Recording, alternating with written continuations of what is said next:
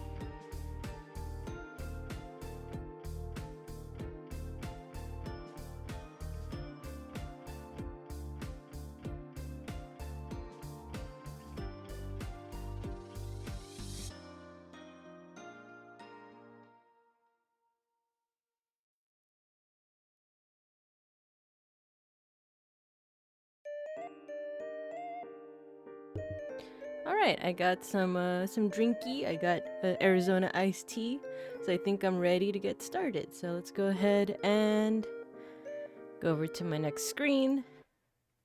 Okay, that looks that looks good and proper. Okay, let me go ahead and get some music started. Da-da-da. Let me know if the music comes through and if it's too loud or too soft. But hello everyone, hi, I'm Babinka Bear, artist, historian, and art historian, Sun Bear PNG tuber, and today we're gonna be doing a little bit of pixel art. You like the intro? I'm I'm trying to practice it. I'm trying to like have some kind of intro. Actually, the music's too loud on my end. There we go. But yeah, so I wanted to have an extra day of streaming. And specifically, I wanted to do more art stuff, but something different from the usual hand cam or digital art. So today we're going for some pixel art. I do have some experience with pixel art, but I don't practice it as much as I can. And what we got here is my latest favorite, my latest Oshi, Matara Khan from V Shoujo, your favorite cockroach mom. So what we have here is actually not pixel art. It's actually a sketch I made in Procreate, and what I'm gonna be doing, I actually started already, is I'm tracing over it. Tracing. Yeah, I'm just tracing over it. It's fine if it's my own artwork, right? If it's my own sketch. That's how line art works. So yeah, I'm just gonna reduce the opacity. And we're also gonna try and remember how Ace Sprite, this is the pixel art program, works. Actually, I should label my layers. Line art. And I usually do pixel art with mouse. I do have like a rudimentary Wacom tablet. But I don't know, I find it kind of hard to work with in terms of pixel art. Though, to be fair, this is one of the first times I'm doing something of this scale. Usually I do stuff like way smaller. So, and I'm gonna be using the curve tool, which I feel like I'm starting to get the hang of. What? I'm starting to get the hang of it. So, like, for example, you start closer to your beginning point, and then you adjust the curve at the end. Like so. There you go. And yeah, I'll be honest, I actually like wanted to do this pixel art stream. It was kind of inspired by Big Ham. Her stream yesterday.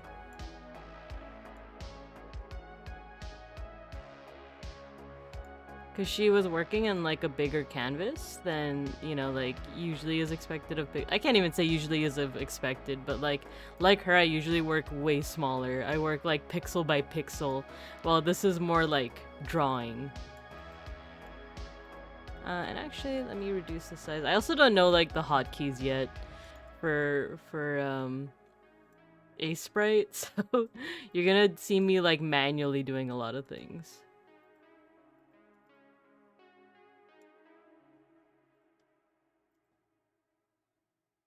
Like, for example, overshoot, and then there we go. I'm gonna go in and erase.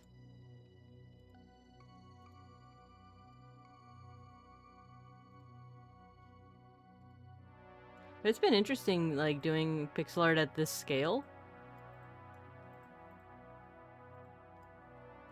Because, like I said, usually I'm very, like, pixel by pixel, and everything kind of has to be not perfect, but when you work at like a really small scale, literally a single pixel will change the readability of like your line. Whereas here you can be a little bit like more I guess free form? I don't really know. Like when I erase, I don't have to like do it pixel by pixel. I could just erase until it just generally looks right.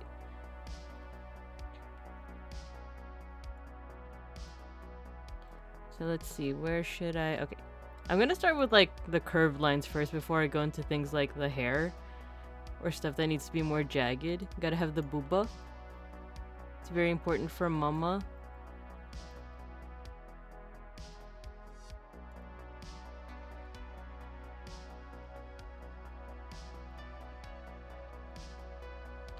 And I think like working at this scale, I'm really liking it so far because like I said, it doesn't have to be perfect, and like if I change one pixel, it's not gonna like severely distort the readability, if that makes sense.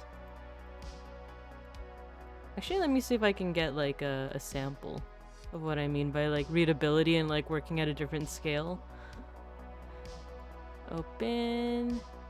Let me actually go to... You know what? I'm gonna hide it. I'm gonna hide this for a second.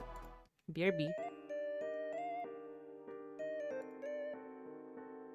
Just because I don't want you to see my super messy folders. They're not that messy. Like, I could still find everything, but still. I feel like the Axel one is probably like the best example. Let's see, Axel. And there's one I made of just Tempest. Okay, so let's do that one. Plus, open, Axel. My messy is your clean beans. No, different strokes, different strokes. Okay. I got my stuff, so let's go back to pixel art. There we go. This is what I mean. So like this is This is an artwork that I made of Axel from Tempest. And it's supposed to be copying the style of Final Fantasy 1, like the old games. And as you can see, like the scale is super small. Like each pixel means something. Like these 4 black pixels are like the bottom of his shoe, and like I believe that's just 2 pixels make up his eye. So if I change like one thing, let me try and show it off right now. How come it's not? Oh, it's on a different layer. Okay. Oh, you know what? This is the bigger version. Maybe this version? Oh, these are all like the bigger versions. But basically, if you change one pixel, it'll like completely change like kind of the artwork. Like they'll go from like super big eyes to super small eyes, if that makes sense. And yeah. And that's why, like I said, not used to working at this scale. Oh, I just realized I didn't adjust the brush size. So let me do that. Go back to 5. Then go back to black. And then here, I'm going to take away these lines.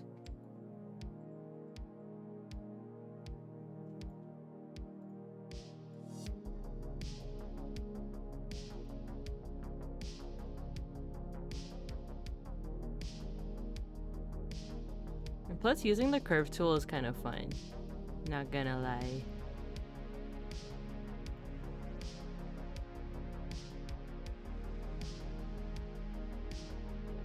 Let's see if I can use it here.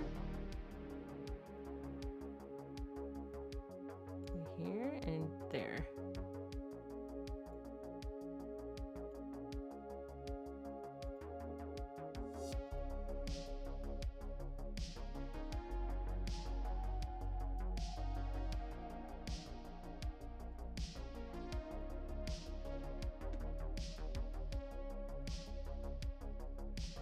See, there we go.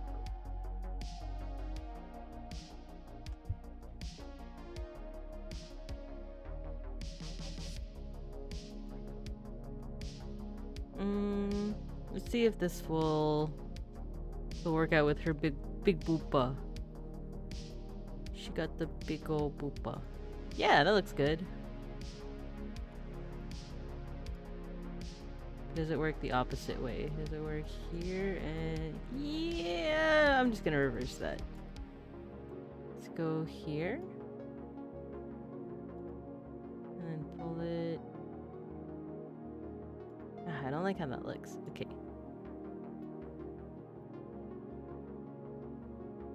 Maybe here and... oh, no. It's like the equivalent of like if you work on digital art or Procreate, where one line will just like kind of fuck you up. I don't like how that looks. I should have made this symmetrical, but I didn't. I wanted to make it a little bit more dynamic. How do I make a smoother curve so it doesn't just look super floppy? Yeah, we'll go with that. We'll go with that.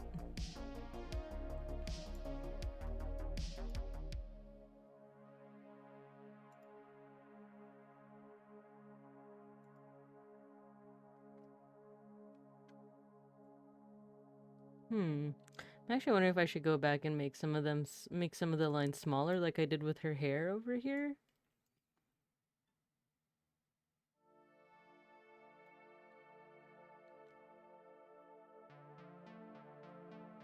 Yeah, you know what? I will do that, but I'll do that with a different tool.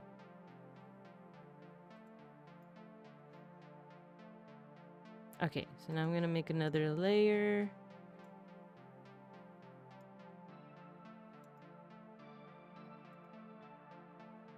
For the hand. Yeah, I didn't put a lot of detail into her hand. I wanted this to just be kind of simple. Plus, hands are my weakness. They're very hard to draw. Well, I don't know, with enough practice, hands can become like... Oh. With enough practice, hands can be really easy, but I just don't practice enough. There we go, there's one hand. Let me erase the part underneath.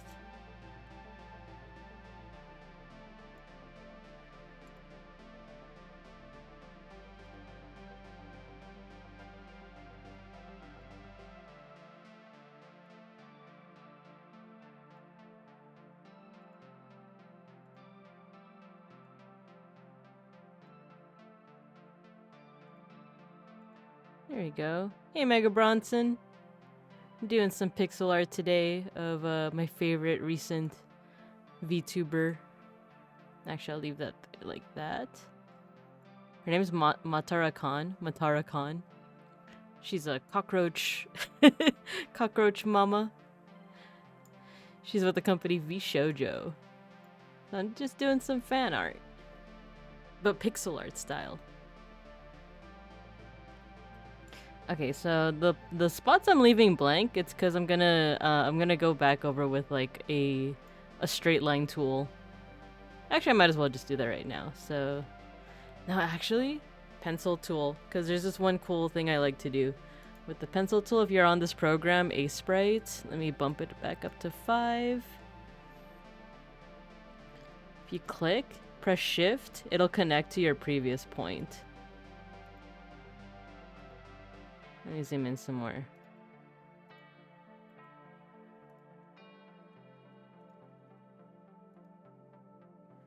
Nice. Yeah, today's gonna be just kind of a chill stream because one, I'm a little low energy. I didn't even have that long of a work day today. I literally just had like a 2-hour work day. But I think it's just the accumulation of the whole week. The whole work week. Fridays. Oh, clever Fridays. I did so little homework and work today. I feel like you did a lot today. I saw you learning was it Java? The jobs.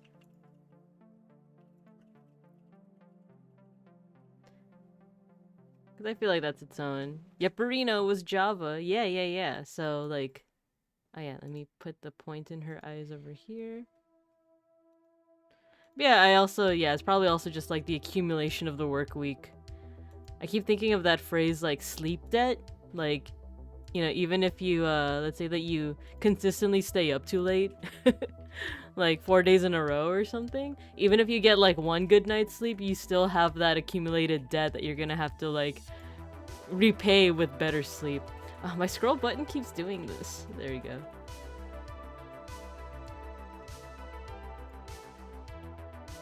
Work on her eye.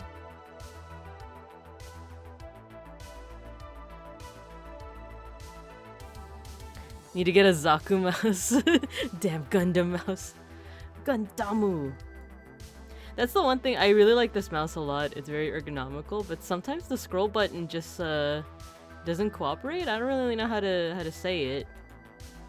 Yeah, it just sometimes just doesn't cooperate.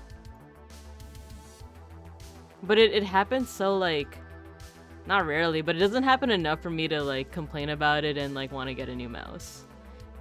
It's just like, oh, that's just how it be. Oh, there should be a curved line.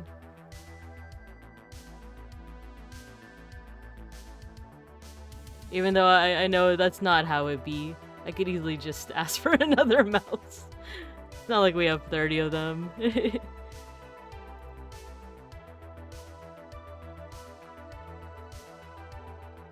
I was typing that out, no. Yeah, I know we got a bunch. But I don't know, I feel like I'm in the mindset of like, if it ain't broke, don't fix it. But in this case, it's like, it kinda is broken.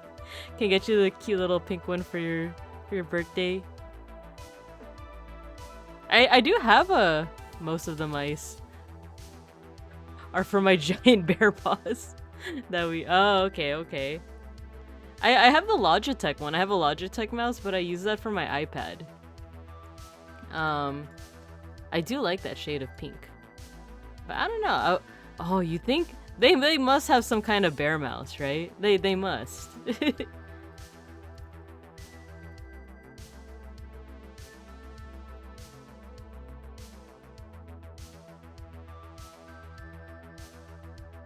But is it gamer? Oh, my chat pause. I should read chat through my stream manager.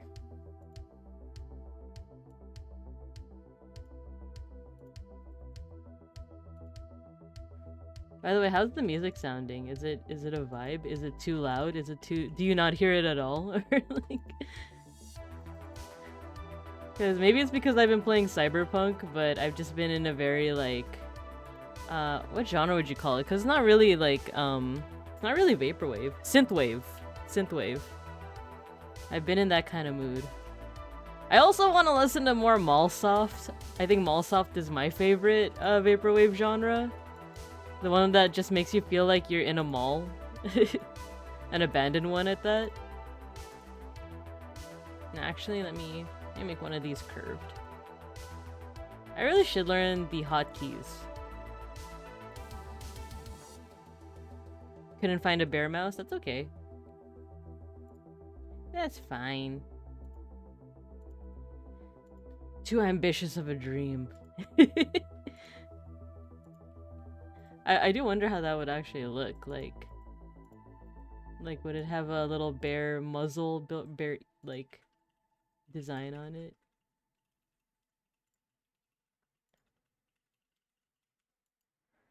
I just wanted to have a bear decal or something.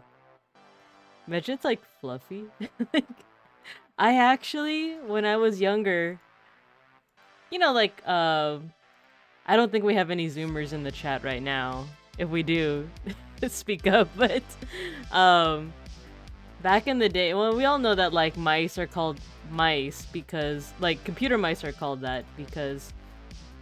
Sorry, let me make sure there's no tangent here. There we go. Because like when they're wired, it looks like a mouse with like its long tail. Zoomers rise up. We all went to high school together. We are not Zoomers. At most, we're like Zillennials, but I doubt even that. But yeah, like, you know, mice are called mice because they resemble like the IRL like creature mice. And because of that, my dad had like a mouse cover. He had a cover for my like computer mouse that looked like an actual mouse. It was kind of cute. Like it had fur on it and stuff. The most oppressed generation. Oh, come on. Like, I mean, millennials and now Gen Z are now becoming like the most blamed for stuff. Us and our avocado toast, am I right? And not the housing crisis and multiple economic crises. Probably to keep the dust off the little rubber ball on the bottom. Oh, maybe. Maybe. I mean, you just reminded me that I also had that weird mouse. I had the weird one. The one where it's stationary, but you move the ball. I had that as a kid. I liked it. Just gotta stop buying Starbucks and just pull yourself up by your bootstraps. I am pulling my bootstraps. Boopy. I like Mata's design a lot. Not just the boobies, but I like her as a person, not just her breasts. She is a cockroach waifu. Alright, now I did like a... Oh, curve. Let's do the curve. Let's reduce this to 3. Buying $5 coffee and $90 avocado is the reason why your generation is shit. I know, huh? It's totally us and our avocados and not the... not the laws made up by the actual boomers. That's one thing that I, like, low-key, high-key kind of dislike is that, like, we're being referred to as boomers. Forgetting about the actual baby boomer, you know, like, generation.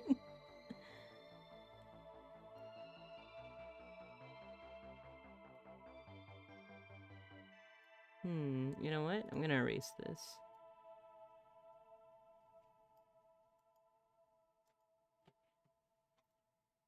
Watching a bear drawing cockroach milk. The avocado fruit is single-handedly causing wealth inequality. Single-handedly. Is it a fruit? Yeah, it has a seed. It has a seed. Kind of like tomatoes. Didn't we have that talk? Or maybe that was just like off stream. Where like tomatoes are actually like berries. Berries and cream, berries and cream. I'm a little lad that loves berries and cream. It was a test question for you. Oh no. Not the evil bio class. So avocados are a fruit because they have a seed, right? Identify it. Oh, you call yourself a bio student? Name all identify all fruit. Go. Rambutan.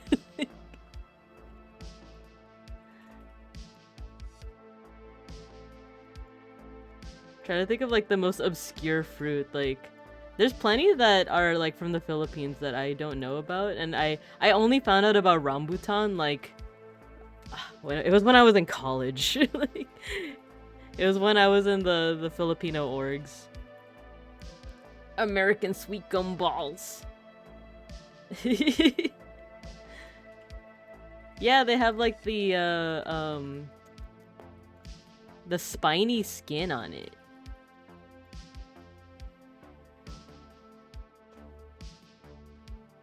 What the fuck is rambutan? It's a I don't know if it's Filipino, it's definitely Southeast Asian, but it's a fruit and it's very spiny.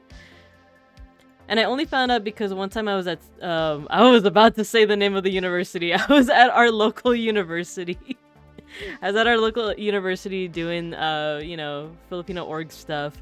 And then one of our colleagues came in with a bag of rambutan, and I was like, what the heck is that? But everyone talked as if like they all knew what it was. And it was like, oh, rambutan, oh thanks. And then like they came up to me and they're like, oh, you want some rambutan? And I'm like, I kind of panicked. And I didn't want to admit that I had no idea what it was. So I just said yes. And I just like looked around at everyone else like eating it. And it has this spiny skin, but it's actually very easy to peel. Like if you ever get one, it's pretty easy to peel. It's like spiny, but just take off the skin. Yeah, the one piece fruit. Hey man, you can't say that. No. Rambutan is trying its hardest. I'll make a cup of. I still got my Arizona, but thank you, beans. Unless there's like sweets or something, but.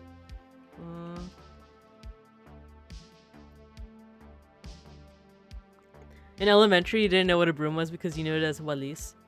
Okay, that's me with sipon, and there's another one.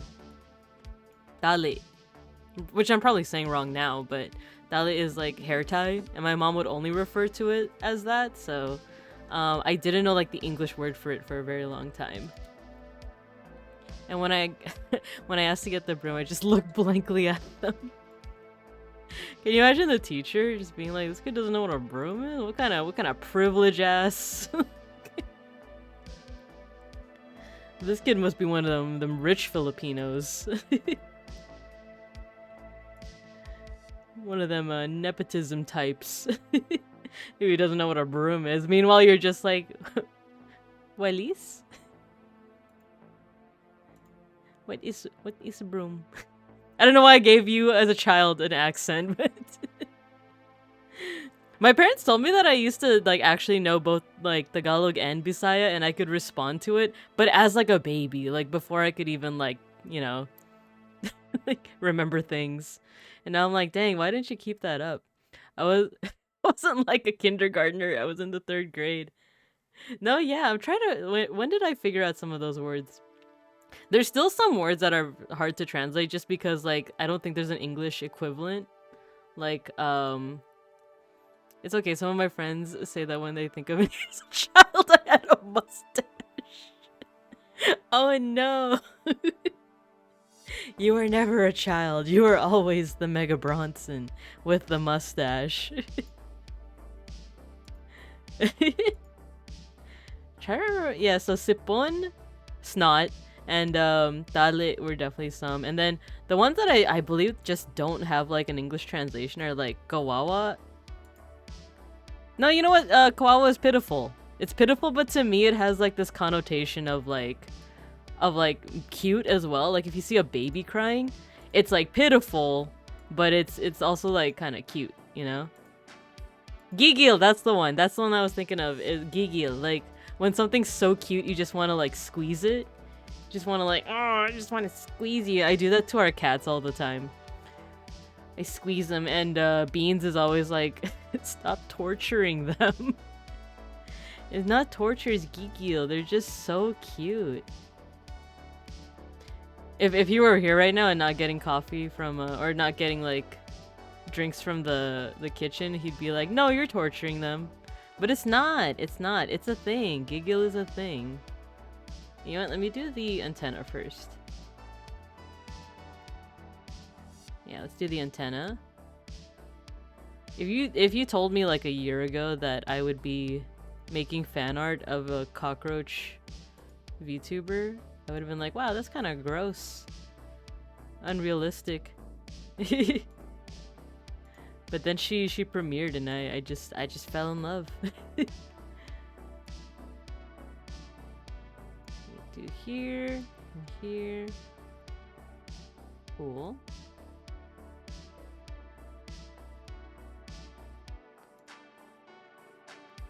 There's another word too. Oh, so the reason why I said kawawa is because my mom taught me the Bisaya word, which I believe is lu'oy.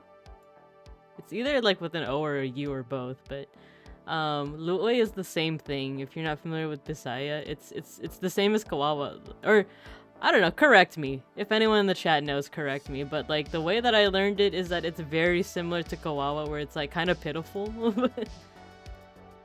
Because my mom always says like, oh, kaluoy, like, especially when I'm crying, you know, instead of actually helping me, like, instead of actually like making it so that I don't cry, she'd be like, oh, kaluoy.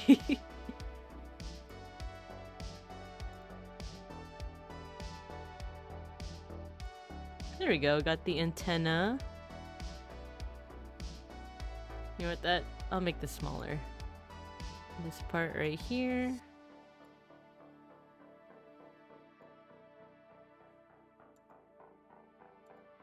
No, let me redo that.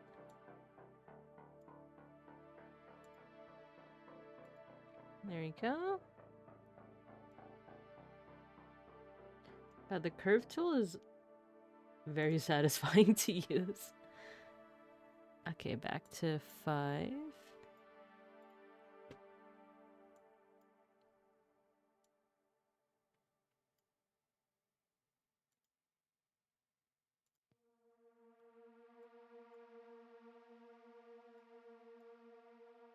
Okay, this is gonna be a pretty big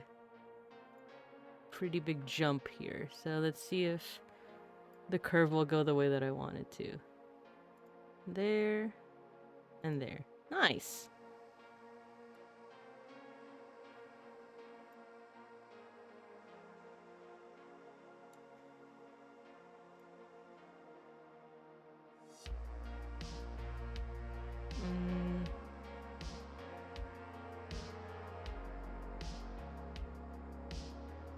Might look a little weird, but we can adjust. There you go.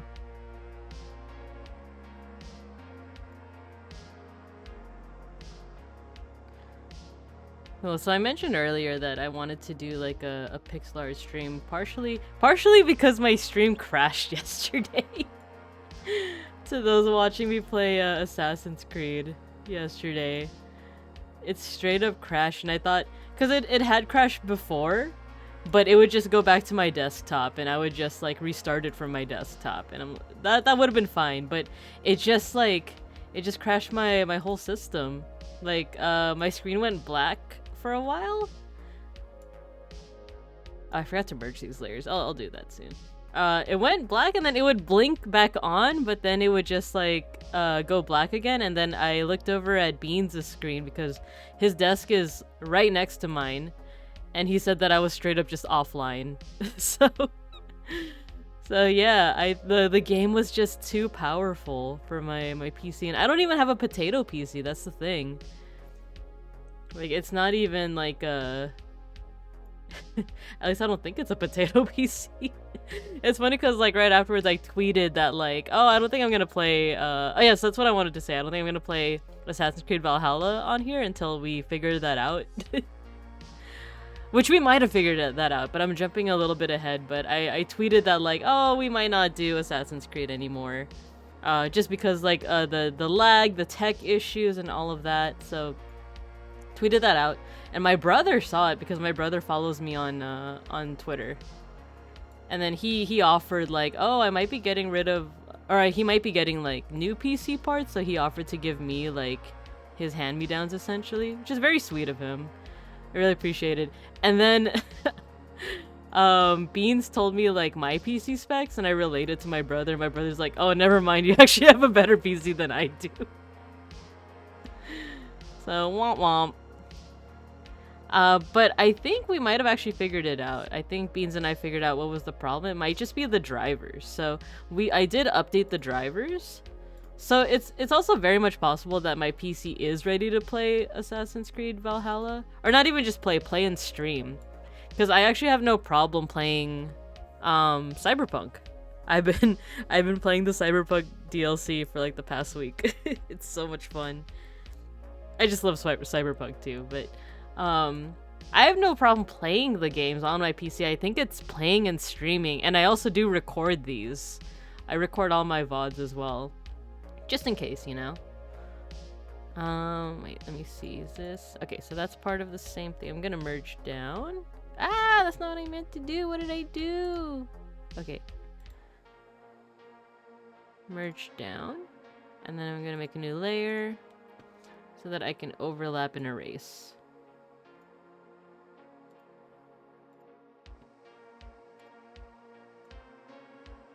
Without harming or changing this line over here.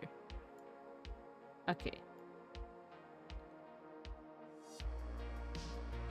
But yeah, so I don't know. We might play Assassin's Creed again on this channel, but we'll see.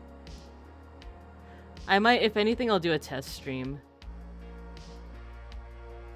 to see if it really can like hold up, or record it. Actually, that's another thought that I had, is that like I could also just like record my content and not like play it on stream, but record and make it and edit it into like a YouTube video. Oop, messed that up. But that's another thing I kind of am interested in dabbling with, is like recording rather than streaming to know. When I first got started with streaming, I watched a lot of like, oh, what did I do? Oh yeah, I have to start closer. There we go. I watched a lot of kind of like advice videos on how to succeed at streaming, basically. Or like one of the big ones is like, whenever you start, you're almost always going to be starting like streaming to like 2 people or like not that many people, which is totally fine. But sometimes you're just going to be streaming to 0. And in cases like that, you really just have to like pretend you're essentially like recording a video for YouTube. And the person that made that video made a good point of like, oh, like if, oh, what did I do? Oh, I gotta make it, oh, I need to merge the layers. Merge the layers, then bucket fill. They made a good point that like, people that mainly like the people that just make YouTube videos and don't stream, they are essentially streaming to no one. Like, that's just the norm for them. And it's like, oh, that's a good point, actually. Like, the only people that see kind of, like, the raw footage is, like, their editor. And if they're their own editor, then, you know, there you go. Let me make this. What was it, 2 or 3? I think 3. And I'm gonna make it its own layer. So yeah, that's something that I've been, like, considering.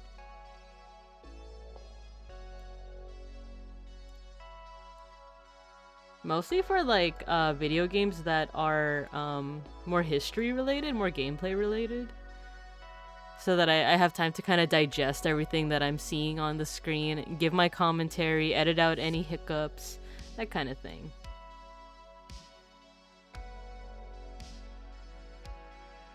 Okay, so I think I got most. Let's see what it looks like without the merge down.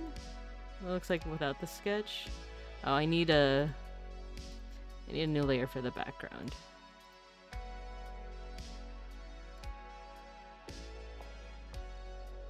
Let's just do straightforward white. Oh, nice! Yeah, that works, that works. The next thing I need to do though, let's do BG. Oh, and save. Let's save.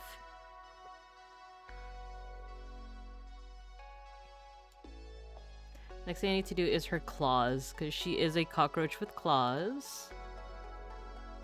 So let me actually hide this layer. I can focus mainly on the claws over here. And I get to use the curve tool again, my favorite. Let me try to remember what I did. Okay, this is shading. That's what I did. Ah! No, wrong layer.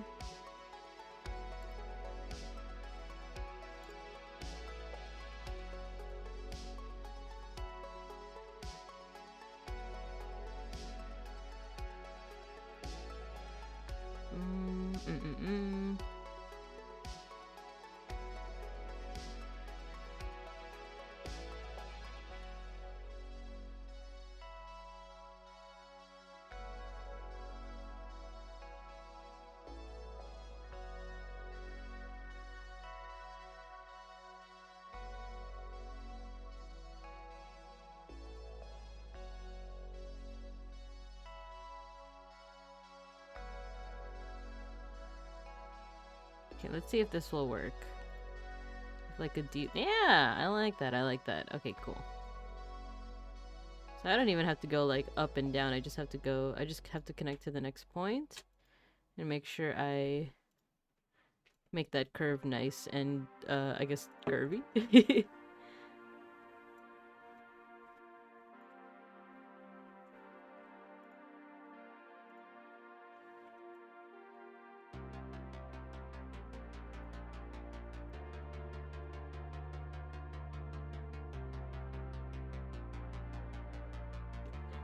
Do pencil tool. Oh. Make it 5 point.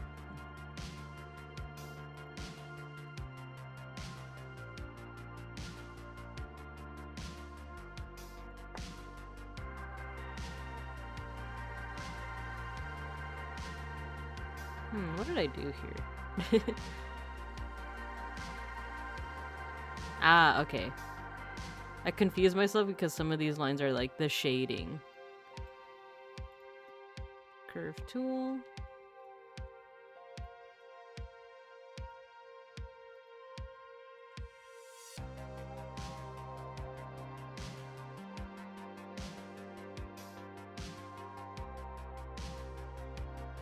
Welcome back, Beans. I'm surprised you're also making a cuppa when it's it's late and not late, but it's nighttime. Is it to stay up for those dubs?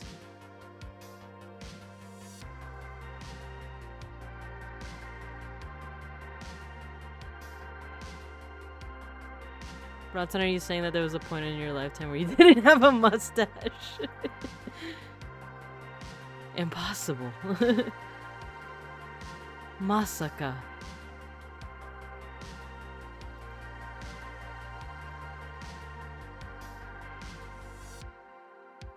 I thought you came into this world sporting a full Charles Bronson. Yeah, I'm also tired. I was like eepy and I did take a nap, but it was also because my tummy hurt. Which I know exactly why tummy hurt. It's the spicy food. Should we skip the gym tonight? Yeah, I'd say yeah, because to be honest, like, most of the evil has been expelled, but my tummy's still hurty. Tummy hurt. I'm gonna go eat a muffin. Yeah, let's just go ahead and skip the gym tonight. I'm still eepy, I'm still, excuse me, tummy horty, and low energy, yeah. It's totally fine. If you get a muffin, is there any other sweets or something that I could ask? Oh wait, there we go.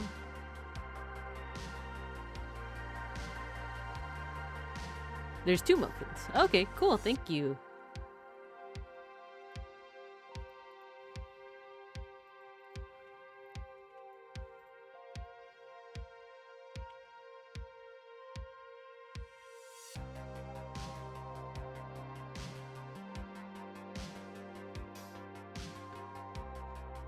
Then let's go ahead and reduce to 3-point brush.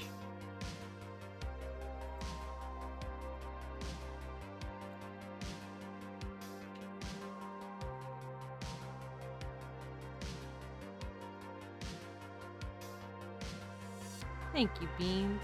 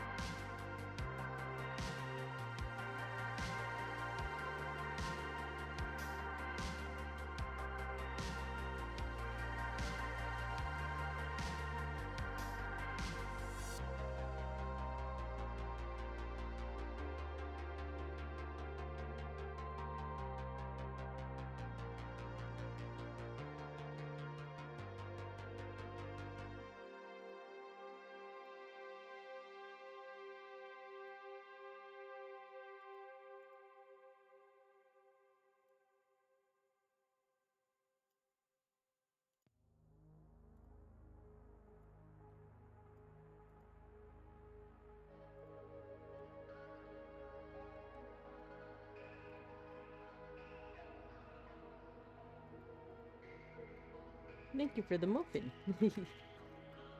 Oh man, and they're vegan, I'm pretty sure.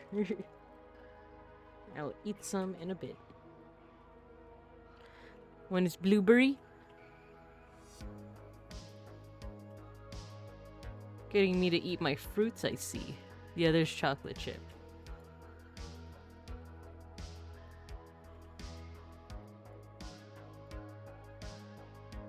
Choose your own adventure. They're both good. Blueberry is one of those fruits that I do like.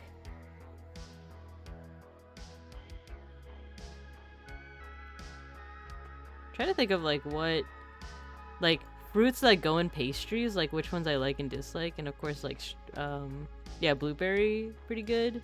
I think the only one I dislike, I feel like the weather is messing everyone's energy. I'm super low energy today too. I love banana bread. Yeah, you know what's funny is I think Beans' mom said something about like the eclipse. Like in for those that don't know, for any lurkers watching, there was an eclipse that was visible from North America recently. I kind of doubt it's that, but who knows, you know, maybe.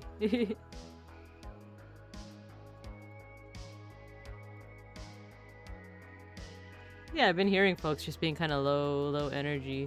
Yeah, Venus is in Gatorade. No, there's. I remember there was like I don't know if it's fake or not, but it was like a text message between like a mom and their adult child, and like they said like, "Oh, be careful." I'm so tempted to put like a Filipino accent because it's something that my mom would say. "Oh, be careful. I heard that there's mercury in the Gatorade." Because of the whole like Venus in retrograde thing, and I'm like, that's kind of endearing. But I kind of just default to that because to that accent because like because my parents are Filipino, but also like it reminds me of this one time when I was growing up. Let me just make sure this curve is right. There you go.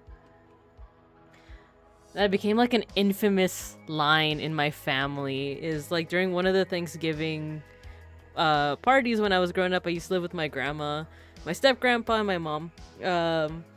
And during one celebration, I think we were visiting my aunt in like a different part of the area, and my grandma had asked my step grandpa, like, "Did you tie the turkey?" Like as in like, did you tie the turkey down like in the back of the car? But she said something like, "Oh, darling, be careful, you must tie the turkey or else it's going to go around and around."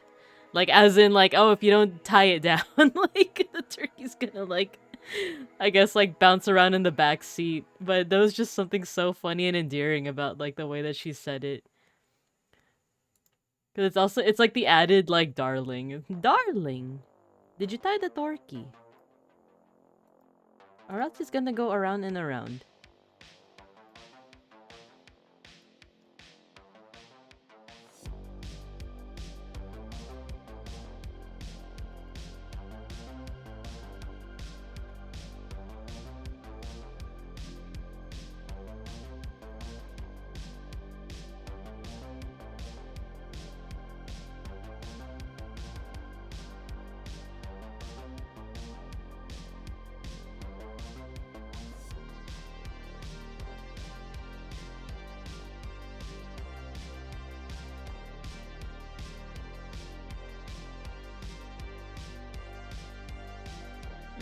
Wrong.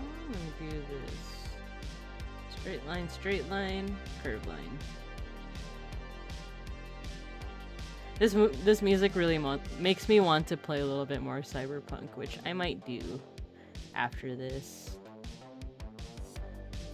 It is a game that I hesitate to play on stream though, for multiple reasons, because like I do feel like I do get streamer debuff sometimes, where like some things that are like super simple for me to do off stream are like become like very difficult on stream. And Cyberpunk is a game that I don't want to, I guess, experience that. Plus a lot of things that just aren't like, I feel like wouldn't make for a good streaming experience. Cause for example, I mentioned this before, I do save scum. Like, I do like have certain outcomes I want to happen in my games. And for that to happen, I do occasionally like save, reload, quick save, quick load, all the whole shebang. And I know not everyone's gonna be like super, you know, like picky about that. I know there's lots of viewers that are like, yeah, that's fine, whatever. But I don't know. But I do enjoy Cyberpunk to the point where like I feel like it's one of the few games that I could like say that I'm kind of good at, despite the fact that I just said that I save scum. I don't know, I've been getting a good amount of headshots recently. Very little assists. Maybe I am a gamer.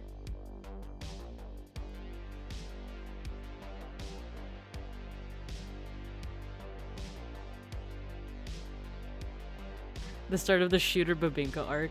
I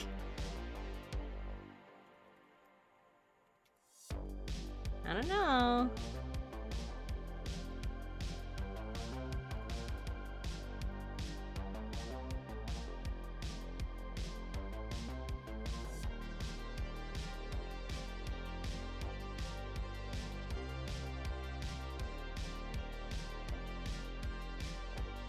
This music also makes me want. I haven't played it before, but I've seen Beans play it. Hotline Miami.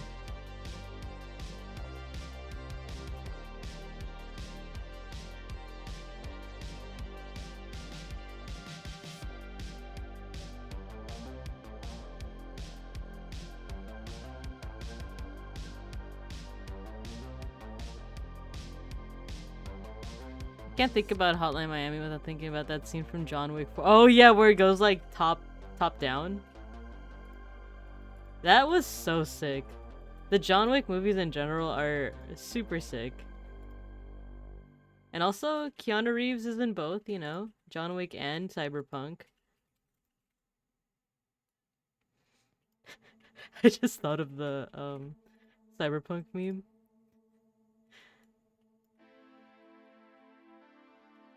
Try to remember the yeah. If you want to survive in Night City, you gotta come. It just says come. Oh no, my model stopped bouncing. Did it crash? It crashed.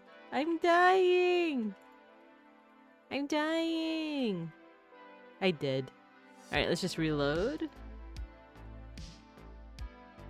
There we go. Make sure I'm on the right mic. Okay.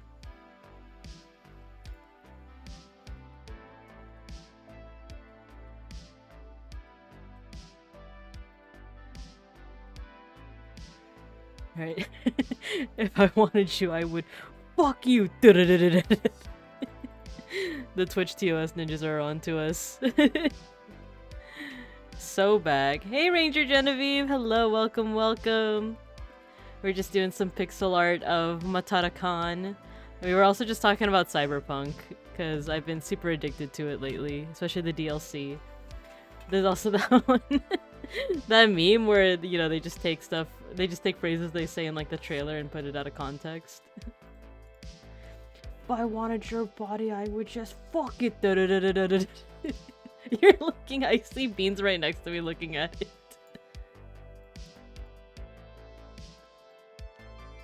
Yeah, how's your day been going, Ranger?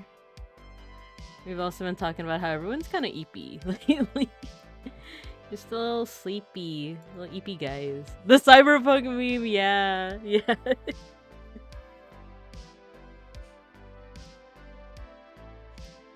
I think Randon made made his own version of it. Okay, let me reduce the brush size back to 3. Yeah, why do you come?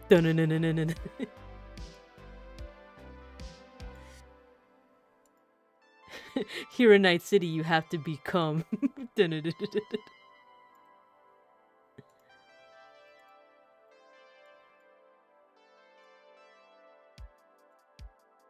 Oopsie. Yeah, I'm just making this pixel art of our bug mother. I actually didn't watch her, I guess, previous persona back in the... I only caught like a couple of her streams talking about Matara-kan.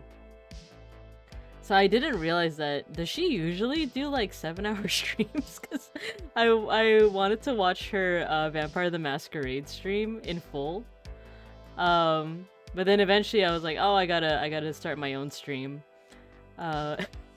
And then I ended stream, or sorry, my stream crashed. My stream crashed, and like I realized, oh, she's still streaming. It's been like 7 hours, which is good, you know. Like if that's like her comfort zone, like endurance streams, more power to her. I just didn't realize it. You're also eepy, yeah. We're all kind of eepy today.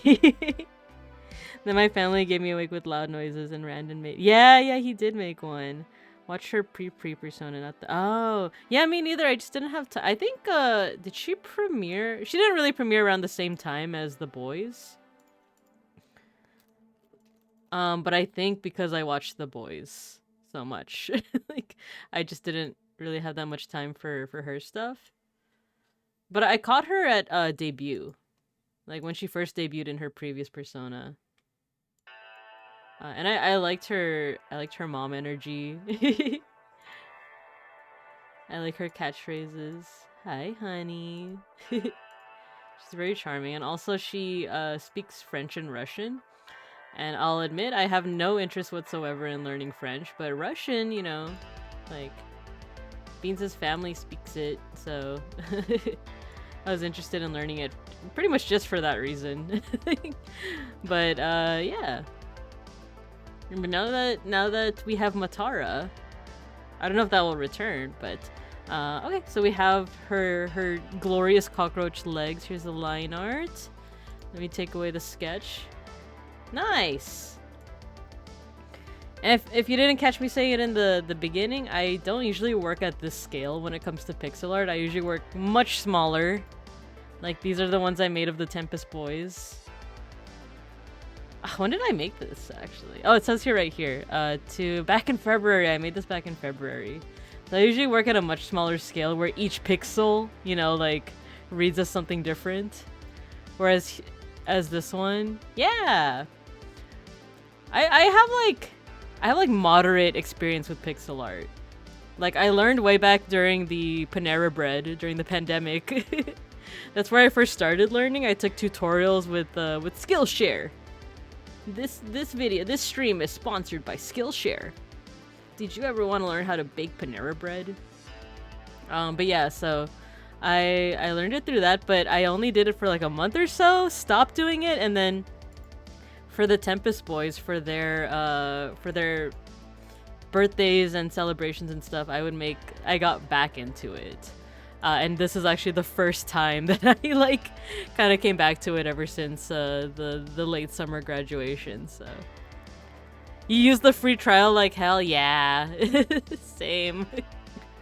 But eventually, like, I did end up paying for it. I did end up like, you know, like splurging money on like a subscription. Oh, you know what? I should add an eyelid here. But eventually I realized I wasn't really using it as much, so I just stopped. New layer. Put it here. And then let's erase this part. There we go. Actually, let's erase that too. Should I put her eyebrows? Because her eyebrows are actually covered by her bangs, but yeah, I'll do a little bit. I'll do a little bit. But we'll bump it back up to 5. What did I use Skillshare for? I used this might start to get into like I guess like controversial territory, but I used it for this one artist YouTuber who I still really like. I just don't know what's been going on with him lately. I'll provide some context. So there's this artist that I used to watch a lot called Jazza. Jazza Studios was like the name of. Oh, you know what? The eyebrow just seems to be like fucking it up. So I just won't put an eyebrow. So I followed Jazza Studios, and he had this really cool Skillshare class about how to present to the camera. Because I think back then I did want to be a YouTuber for a brief period. So I did that, and then I took more Skillshare, you know, tutorials and stuff like for art. Yeah, Jazza, I love his videos. Like, he's just so... It reminds me of, like, you know, the thing that I enjoy about Randon's art streams is that, like, he's so open to doing, like, learning new things. Same with Jazza, but he already has, like, a lot of art experience. So he's even more receptive to, like, trying new things, which is, like, so cool, right? I guess the controversy... I keep doing the wrong hotkey for merging down. The controversy is the his brother. If you didn't know, Jazza has a brother named Shad or Shada. Jazza's like my art father growing up. Yeah, he himself is amazing. His art skills, like his like receptiveness to trying new things. He himself is amazing, but he has a brother named Shad. What was the name of his? I was gonna say Shad Dynasty, but I'm pretty sure that's a. Yeah, his brother. His name's Shad. That's like his nickname. But Shad is kind of ironic. He loves AI art.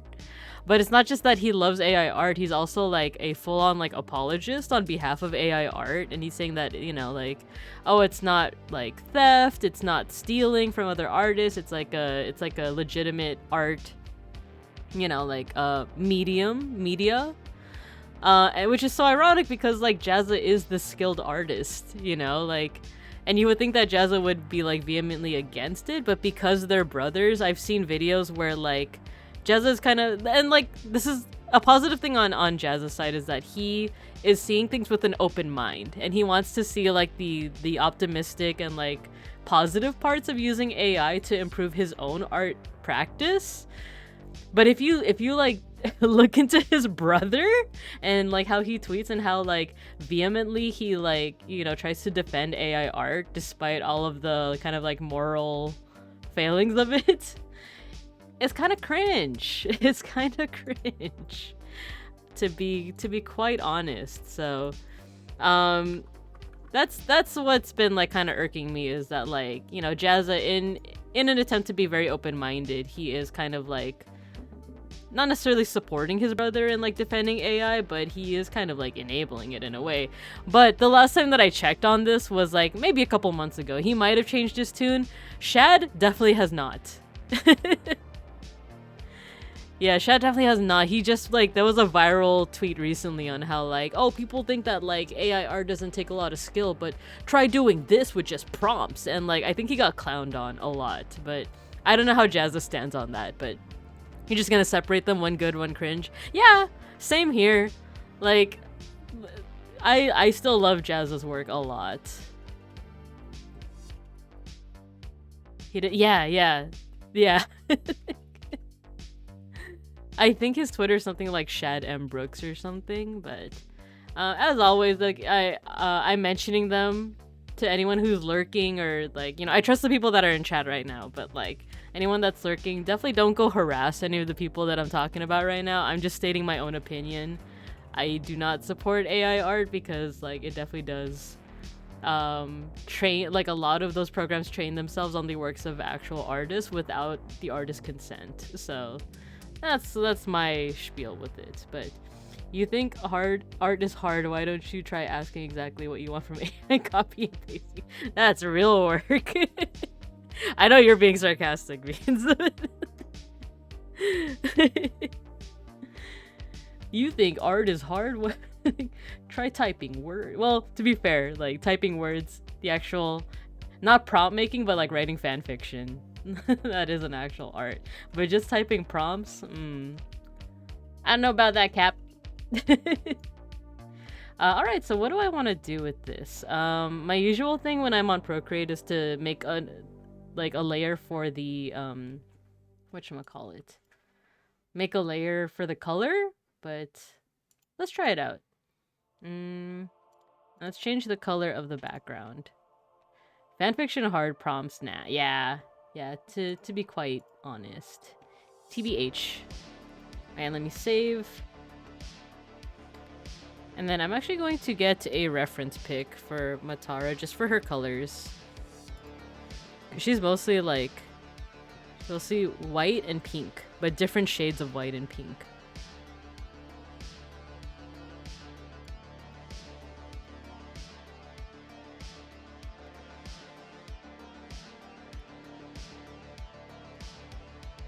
But I really like Jazz's work too. I like that he like collaborates with a lot of other artists as well, and he does oh wait, this is a WebP file, so I'm gonna copy and go to my Discord and paste.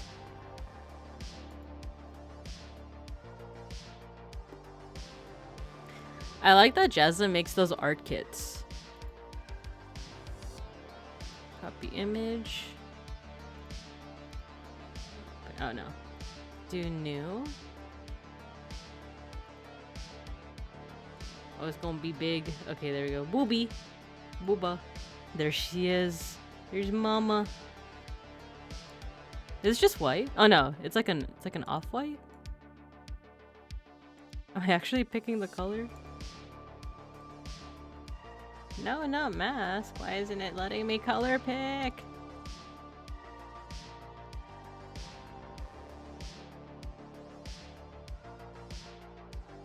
Do I have to open this up in a...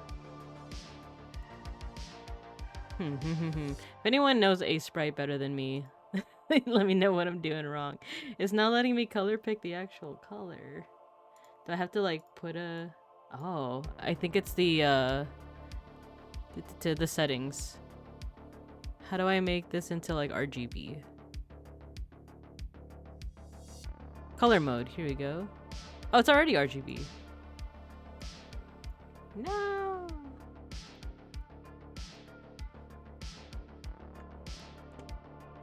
If I do this, okay. There we go. I think I got the color.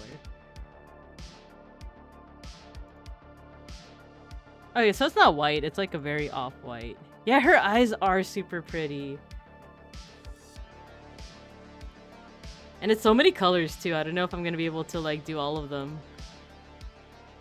Alright, so let's see. Polygonal lasso? Is that what we need? Oh, no, that's not what I meant.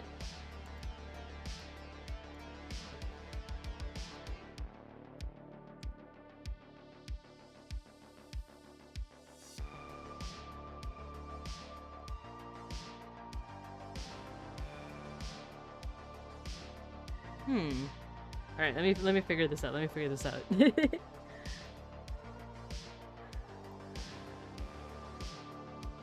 Oh, okay, I see. Interesting. So it literally has to form like a polygon. Okay. And I have to like hold it.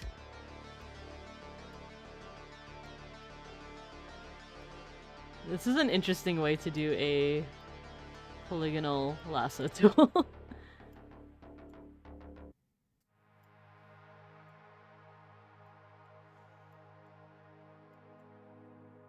And I could totally just also,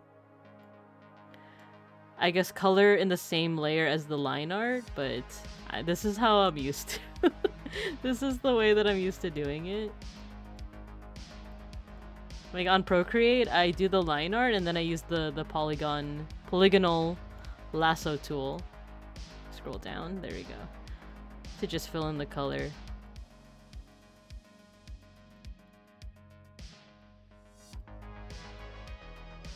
Actually, no! I undid all of it. No! It's okay.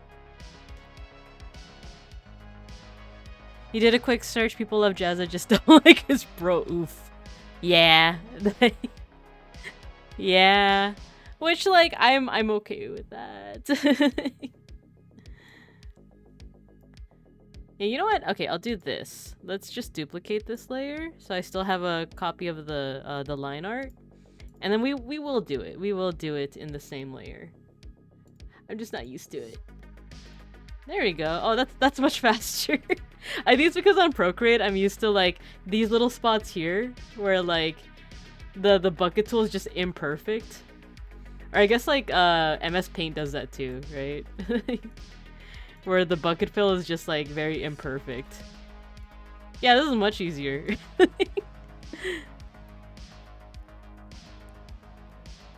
Yeah, Jazza is too kind for this mortal plane. And I think that's the whole thing, is that, like, it seems kind of suspicious that I don't think he's, like, you know, all into, like, AI art. I think he really is just trying to be open-minded about it, and especially, like, support his brother, you know, that's family. Totally get that. But because it's AI art, it's like, icky. Icky stinky. I don't like it, but, you know. That's just how much of, like, a good and supportive person he is. Oh my god, now I know what this style is reminding me of. So, the reason why I wanted to do, like, pixel art at this scale is because, partially, it was because, Big Ham. Big Ham was doing a stream yesterday in pixel art. With the same program, but I think she has a really cool, like, overlay. That makes it a little different. Yeah, I'll just delete this. I'm gonna delete this, this layer. I named this Pincers, but this isn't really Pincers, is it? But so the style when Big Ham was, yes, Big Ham mentioned. When she was doing it, it reminded me of, I don't know if anyone in chat or that's lurking is familiar with the Humongous Entertainment games. These are like PC games from like the 90s and 2000s that are like made for kids. Big Ham, yeah, Big Ham dance. Yeah, there are these like kids games essentially for the PC. Let me get another color. And because they were made in like the 90s, they, just by virtue of the time, they have this like style of like, it's not really pixel art, it's just low definition kind of. Not low definition, but yeah, like you see kind of the pixels, the contours in all of it. Fill tool. But now, as I'm looking at this, this is gonna be a little cursed, but this actually reminds me of Homestuck. Like the style of this is like giving me them vibes.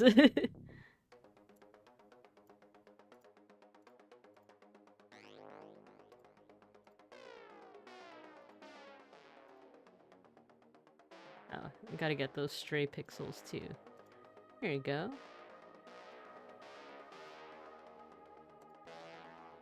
Scroll wheel, please cooperate with me. There you go.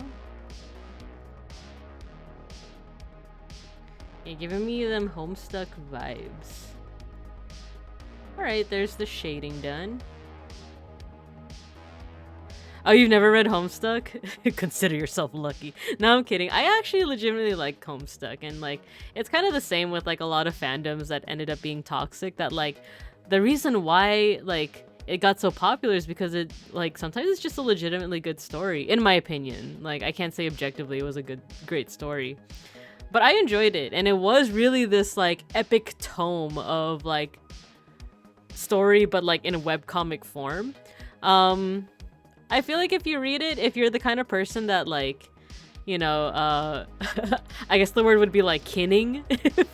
If you're kind of like me and it's just like, oh, this character, like that, they're just like me for real, then you might like it because there's just, for one, it has a very big cast. It has a huge cast of characters. So there's almost guaranteed to be at least one character that you're gonna like and enjoy. And then 2, I think it also went into, let me actually try and remember the story itself now that I'm like talking about it. Because from what I remember, the story was actually pretty good. I think one reason was there was an artist I liked that drew a lot of anime and then ditched off for Homestuck, which I'll say was petty back. No, it's okay. I feel that. Sometimes I wonder about like the people that like I mostly know as like Tempest artists that were formerly part of something else. Like, I think, I don't know them that well, but Floor, I think their full name is like Fluorescent something. I think they used to be known for, is it Floor? That was known for like Pokemon art, and then they went to Tempest art. I'm not sure, but like it's just like interesting to think about that. Like a lot of the people that, you know, we met, they all used to be in other fandoms. And they might have used to like make art for those fandoms. Like before Tempest, I actually made a lot of like Digimon art.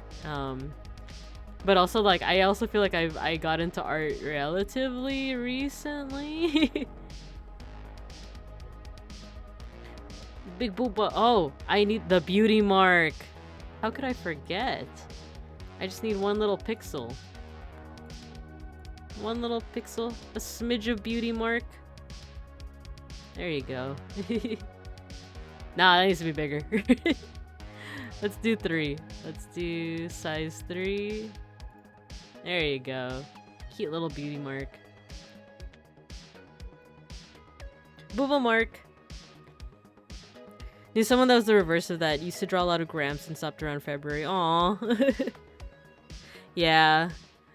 It's interesting to see where people are going to be going, like, from here on out, ever since, like, the graduations and stuff, because not everyone is going to, like, the Andins, for example. So it's interesting. It's also, like, it's sad to think about, but it's also, like, what's the phrase? Like, I don't know how many, like, that is what it is I got left in me. But yeah, that's really it. Like, it is what it is. Like, people fall out with their fandoms. Like, there's certain fandoms I thought I would be part of forever. Like, I hesitate to say, but Hetalia is, like, the big one for me. I thought I would be in that one forever. And then, like, the fan base just kind of died down. So. But it happens. That's just part of the life cycle of an anime fan.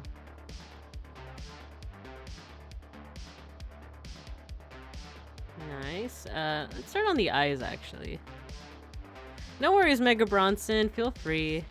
And to anyone else lurking too, don't ever feel any pressure to be super active in the chat. I do appreciate it, but never feel any pressure for it. Okay, so let's work on the eyes. It's very complex. Maybe this red, like a tomato red.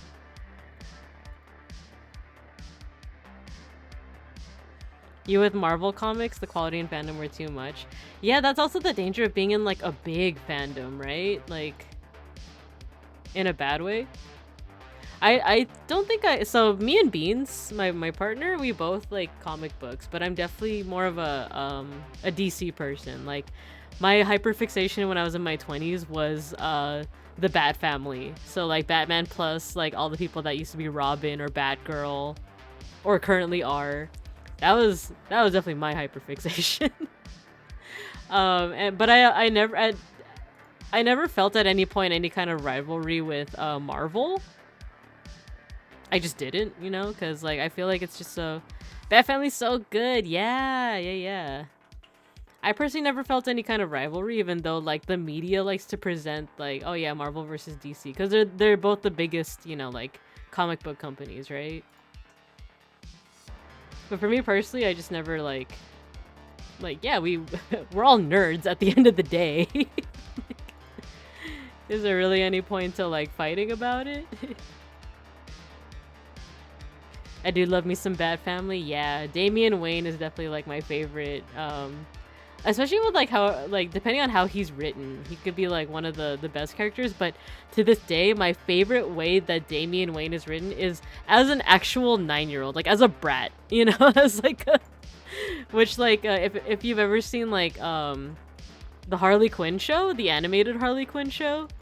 Like, in my opinion, that's, like, the best way that he's been written. Because he's just, like... he's a little shit. Like... And I love him because he's... Like, when he's introduced, he's, like, 9 years old. And, like, that's... I feel like that's one of the few times that you see him act like a 9-year-old. To me, that's just super funny. I don't have a reference for her mouth, but let me play around with the colors here. With Marvel, just disrespected old characters and killed them off for new, better ones. Oh no. They only got 4 issues, then canceled. Yeah, tell me more about it, because yeah, I didn't really get much into the Marvel comics. The like closest I ever got was this was back in like the 2010s. I wanted to get into, was it Loki? Like the Loki comics, the one that introduces him as like yeah, like introduces him as like kind of like the new series, where they have like the female Loki and like the crocodile Loki. I want to say there was a comic that like inspired that, right? If not that, then I was also into Young Justice in the 2010s, and I feel like there was a Marvel equivalent.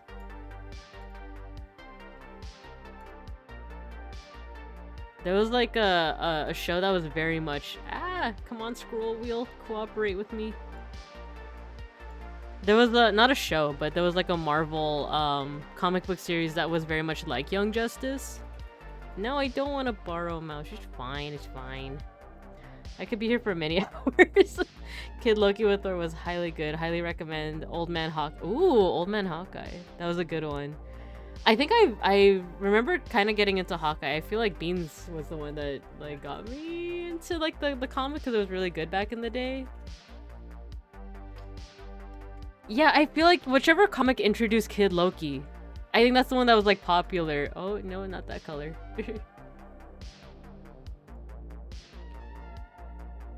And for reference, my way of like consuming fandom back in the day was LiveJournal. There we go. Got her tuft of hair. MCU did Hawkeye dirty a bunch. Oh no! No, I don't need a new mouse. No. It's not the scroll wheel. It was my own mistake.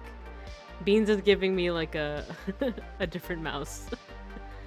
I'm fine. But thank you though, I appreciate it. Let's see. LiveJournal, the sacred text. Do not speak. What's the meme? Like, do not speak the ancient words to me, which I was there when it was written. That's how I feel when people reference things from like LiveJournal. I was that person that made we didn't used to call it PFPs. They used to be called icons. Like, I used to make those 100 by 100 pixel icons. I forgot about her brooch.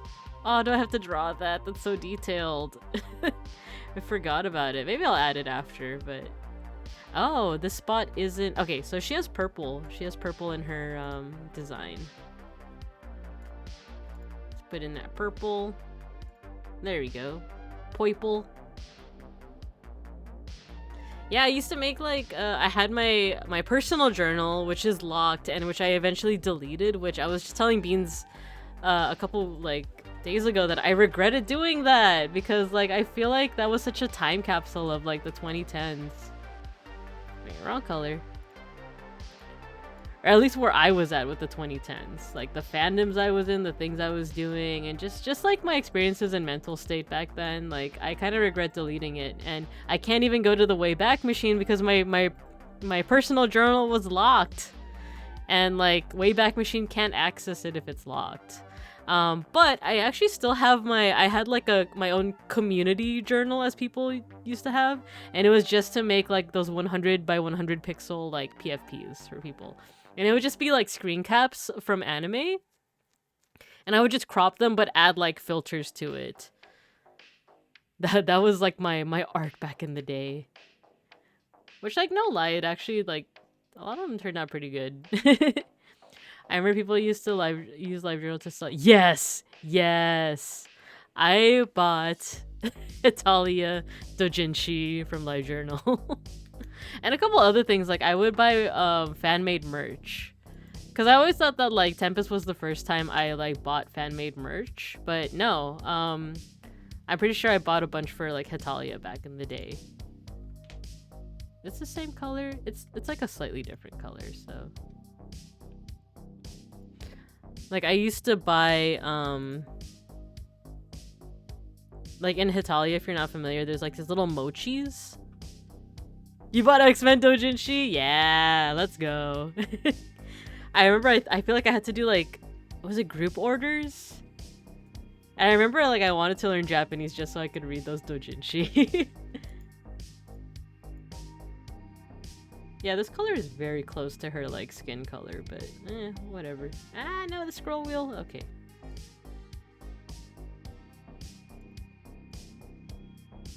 And this one is her skin color.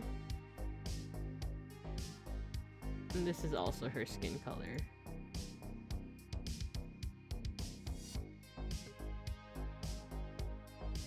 I think last but not least is her antenna, and then we'll go into stuff like details and shading.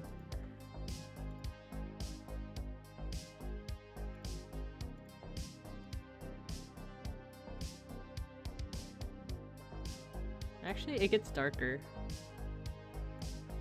It gets darker the more I look at it, so this should actually be darker.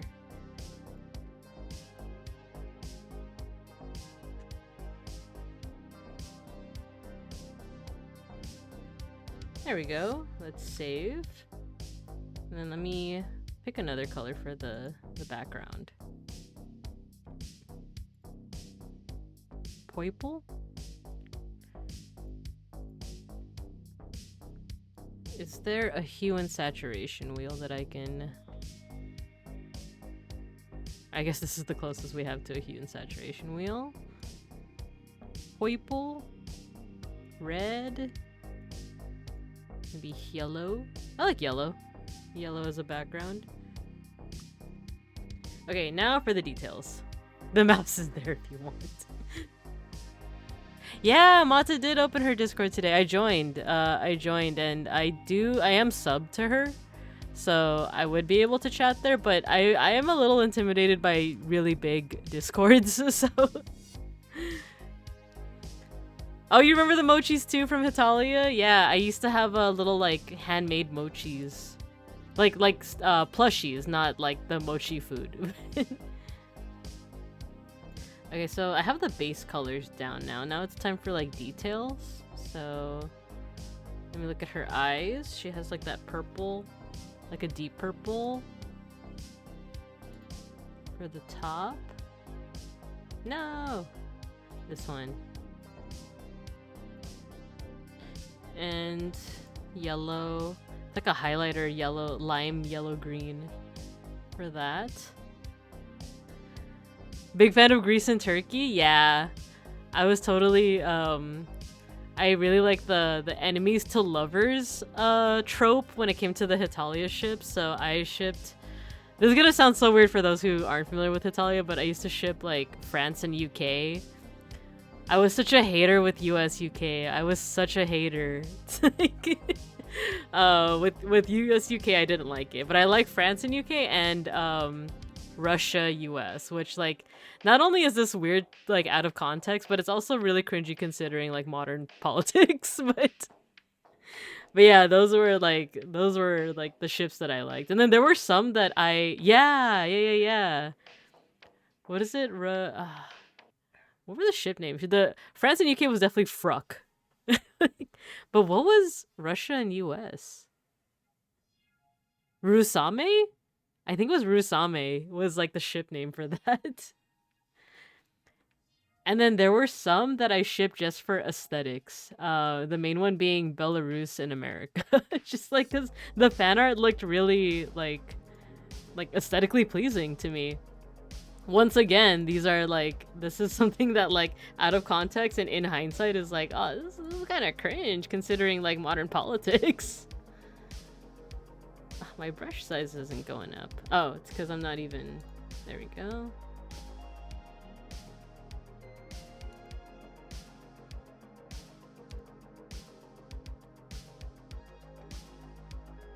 And then let's do this hot pink. Her eyes are so pretty. You never saw Belarus and America? Yeah, it's like I used to definitely be around Pixiv a lot. Like I feel like Hetalia was my first exposure to like Pixiv, the Japanese art site, and like depending on the tags, you could find like a whole bunch of different pairings. And that one, like I said, I like just for the aesthetics. Yeah, with modern politics aside, it's hard to like enjoy Hetalia now that like now that people are more aware and like just more aware of stuff like modern contemporary politics. So you make the brush smaller. I might get away with doing this so that the eye shape isn't so strange. There we go.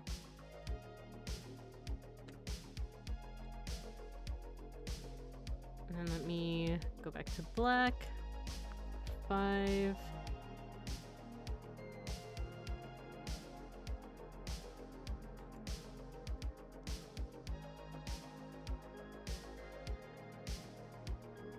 There we go.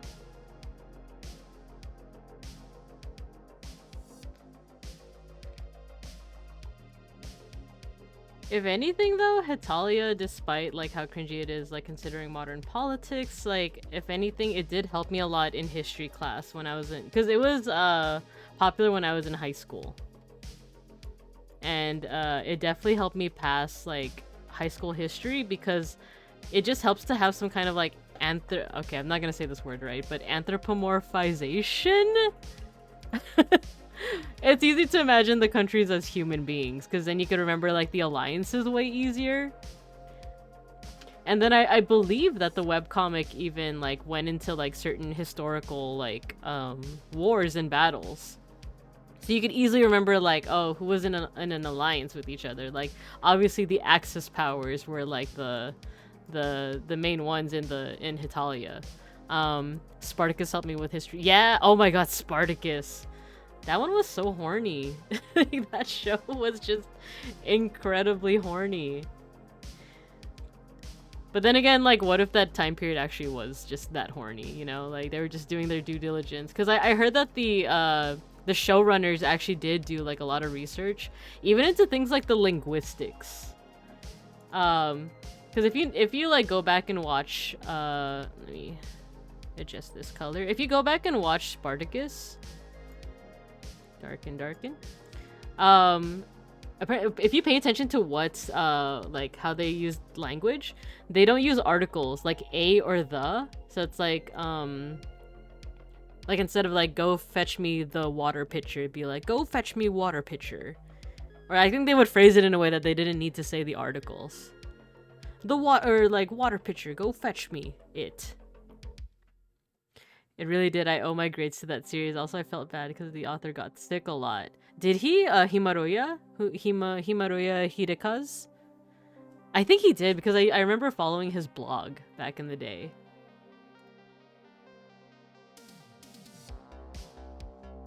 Yeah, I followed his blog and I think he did get sick a lot. Oh no, that's not what I meant to do. I do want to color some of these lines, but they're all kind of connected together, so I'll leave it at black for now.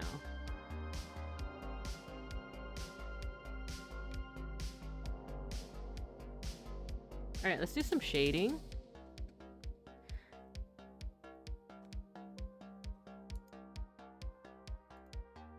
Yeah, I wonder if it was like, you know, when Hitalia was like at its peak. I wonder if it was specifically because like he felt the need to like just like churn out all these chapters and stuff. Yeah, back then it was really slow because yeah, he did keep getting sick. He also wished the manga got more than 2 volumes translated back then.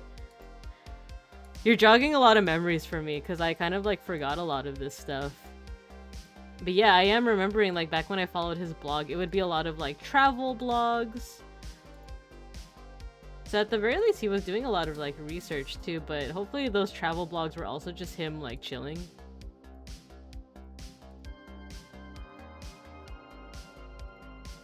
Yeah, it's all coming back to me now. Which like and he also like did kind of like offshoot series like near the end of the 2010s if I remember correctly. Like he had like other series that he wanted to work on, which, you know, like he's the author, he should be able to he should be able to do that, you know.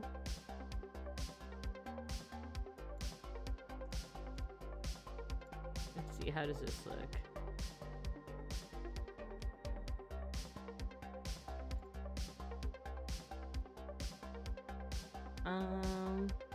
Maybe the booba needs to be this color. Oh no.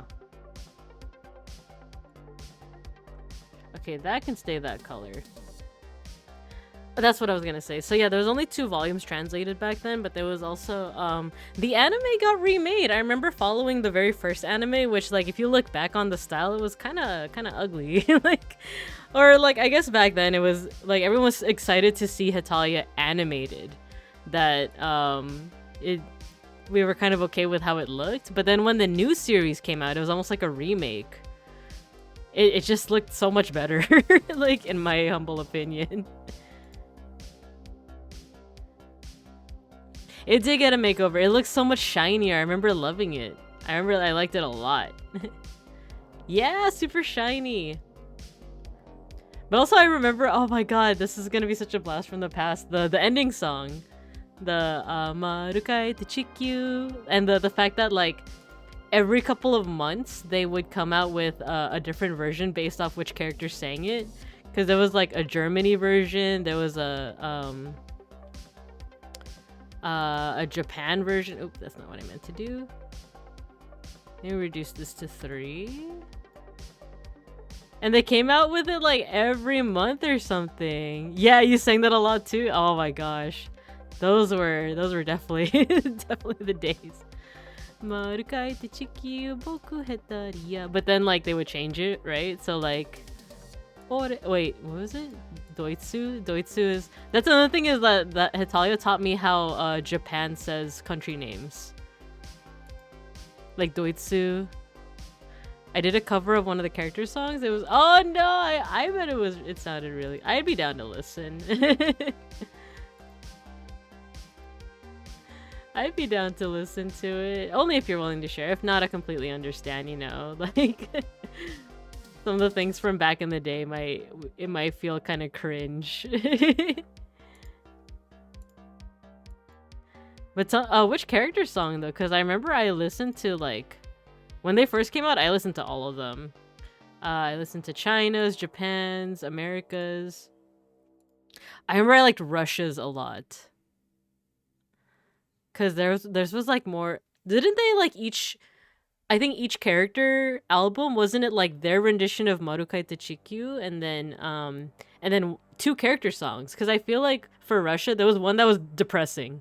Like, I feel like that might have been the case for like all of them. There was like one fun song and one song that was like a bit more real. I'll say still on your YouTube. I give no more details. It was Pub and Go. How did that sound again? I'm not gonna play it right now because I don't want to get copyright struck, but I remember that name. I listened to, like I said, I listened to all of them. That's cool though. That's cool that you did covers. Like I definitely am getting more comfortable with my singing voice. Even though I have no training whatsoever. But I have been like, I think it's once again like because of the Tempest Boys, I've been wanting to improve on certain things in my life, and one of them is my singing.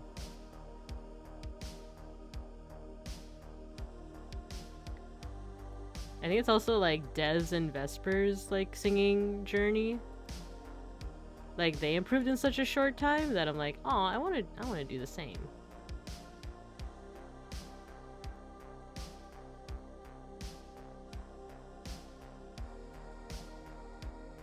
Ah, there we go.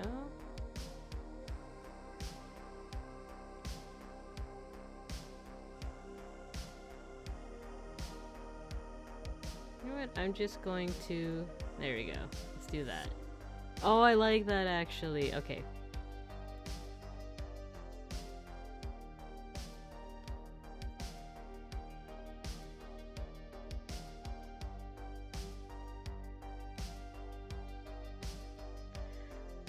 You looked at your YouTube. It's 12 years old. You're 13. Oh my gosh. Memories.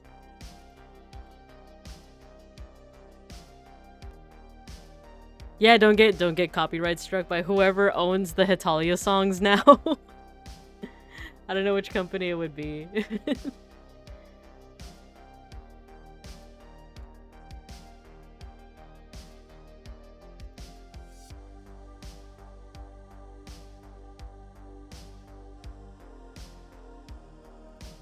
Okay, let me correct this line. There we go.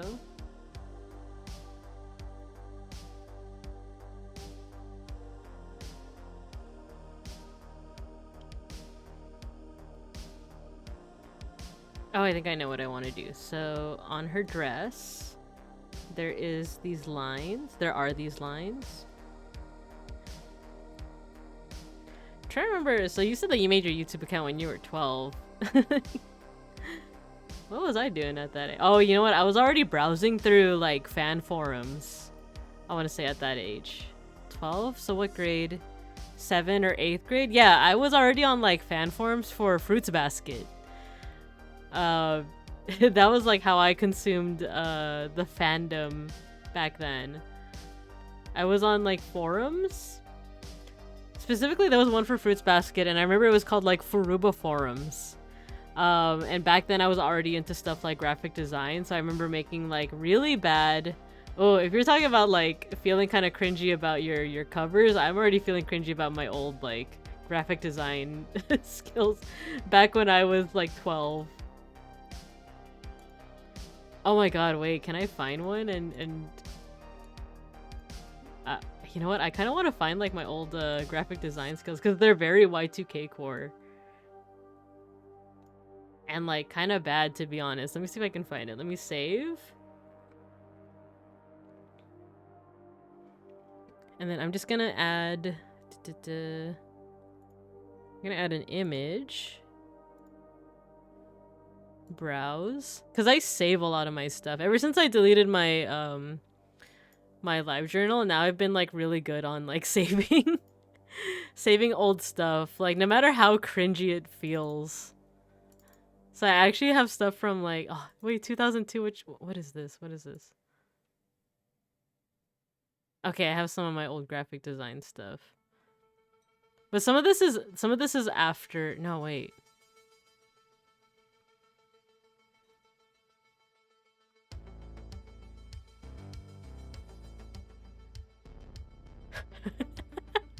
I found some stuff. I found some stuff.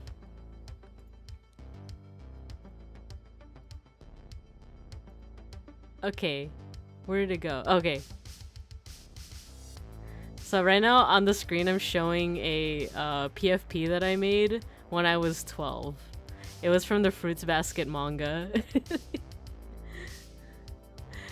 It's from the Fruits Basket manga. It's actually not that bad. It's just like the overuse of brushes. Like, because I added like it's a manga panel of a character from Fruits Basket named Akito. I added a gradient and then I added brushes. So like that triple X was a brush. The tiny text wasn't a brush, but it was like it was the style of the time to have like the tiny text. I think that's just like your normal like lorem ipsum whatever, just but like tiny, and then like a paint splatter brush. You like the colors? Thank you. I think it was just like one of the default it was one of those default gradients that they had, because I didn't even use Photoshop. I used something called like Paint Shop Pro. So let me replace that with, I had another one. I saw another one from Fruits Basket. There we go. The best part is it's pixelated. This also isn't too bad. But the hack here is that like if you see in the upper left corner of this PFP, you see those little like circles and stuff. This was actually a pretty cool hack.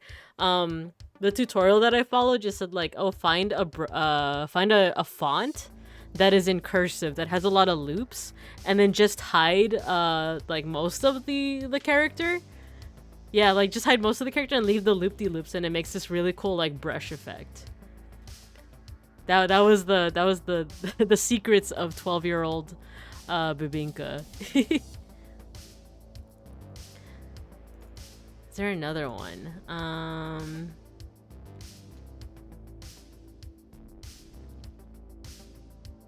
This one I don't remember if I made this. Cause like I saw it on like a friend's old like account. But this is definitely very like Y2K core for me. This is from Wolf's Rain. It's from Wolf's Rain. If anyone remembers that anime, and like just all of the it's not even a filter, it's like a it's just an overlay of like to make it look pixelated. I think I did make this. I think I made this for a friend. Fight for paradise, make it yours. Oh man, so Y2K. Saw AMVs of it, never saw the anime. It's funny, people are more, oh, not window capture. No, don't remove that. Remove the image.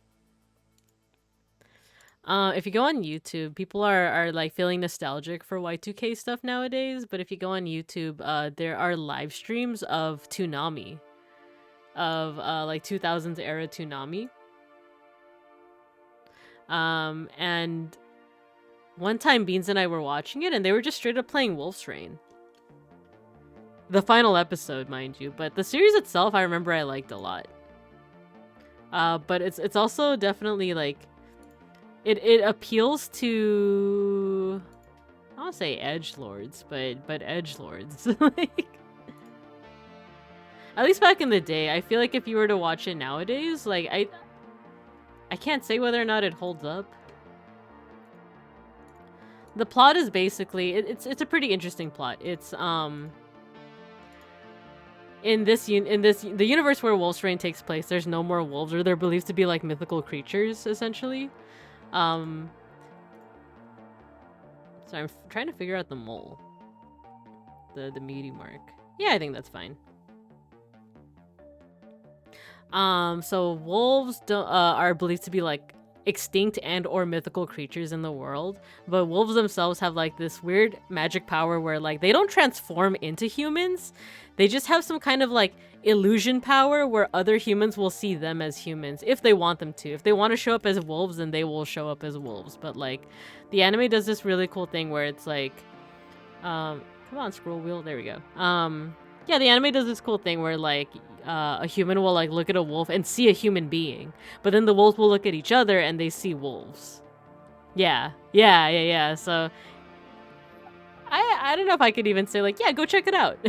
But it was an interesting concept. But these wolves are trying to find I think it's called like the flower to paradise, who is also a human, or like they're in human shape. It's like this artificially made human, or artificially made like anthropomorphic flower essentially that symbolizes the flower of paradise. And that's essentially the plot. They're trying to find this like flower that's actually a person. And from there on, I just don't remember the rest of the plot. There's lots of fights. There's I think one of the coolest parts is that like there are wolf dogs in this universe. But people just like think that they're dogs essentially, or if a human were to see a wolf, they would just think that it's a big dog. But there's also wolf dogs, because there's an episode where like they come across like a wolf hunter, and it's kind of like Fairly Odd Parents. What's the name of the evil teacher that's like Fairly Odd Parents? And no one believes him because they're like, oh, that doesn't exist. So he hunts wolf, like in Wolf's Rain, there's a character that hunts wolves, but no one believes that like, oh, dude, wolves are like those. They're not real. That's like encountering someone like IRL that's like, oh yeah, I'm a chupacabra hunter. Like people might just be like, oh yeah, that doesn't exist. That's not a real thing. So he has a dog, this wolf hunter. But I don't think he realizes that the dog is also like a wolf dog. Like she's half wolf. And then like spoiler alert, there comes a point where like she realizes that she does have wolf blood in her, and then like that's when she kind of gains like a human form. At least that's what I remember from it. So, yeah. I'd say check it out. Okay, yeah, so I was going to put some lines on here. And actually, let me play around with the shapes here. Pencil tool. Let's do some zigzags. Because I'm realizing her outfit has a little bit more like zigzags to it.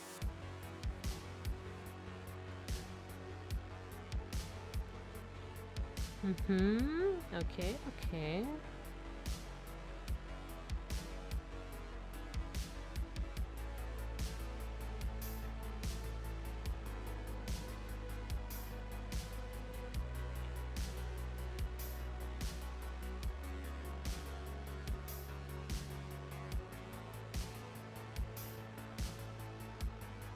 I think I know what to do here.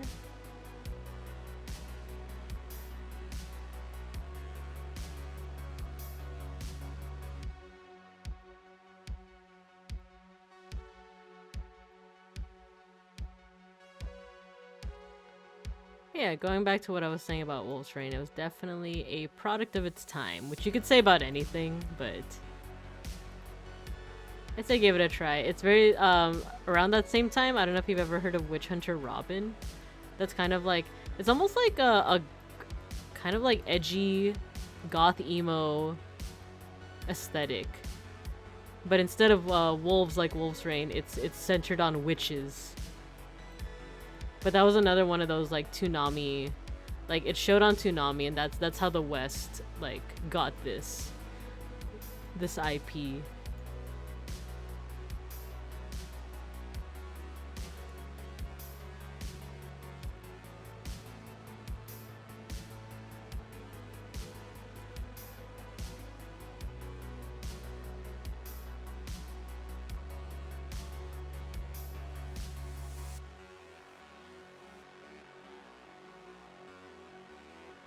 Okay, I'm kind of just doing whatever with these zigzags. Wah! There you go.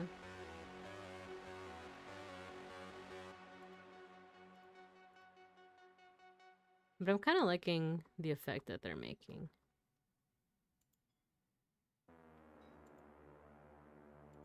This music, though, I don't know how I'm feeling about it. I might change it.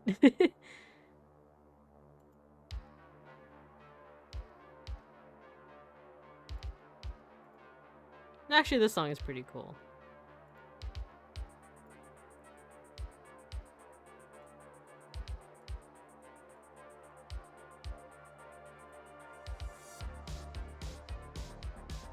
Oh, actually, I like this song a lot. I like this beat.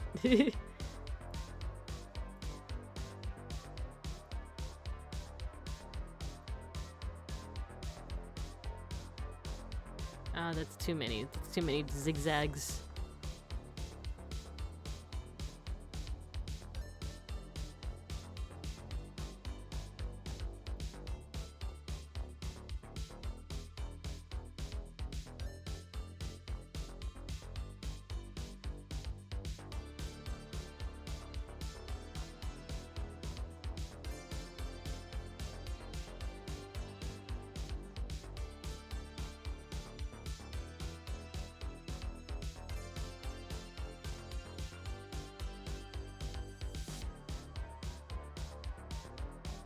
Yeah, we'll stick with that. So actually, let me go back to black and really outline these zigzags.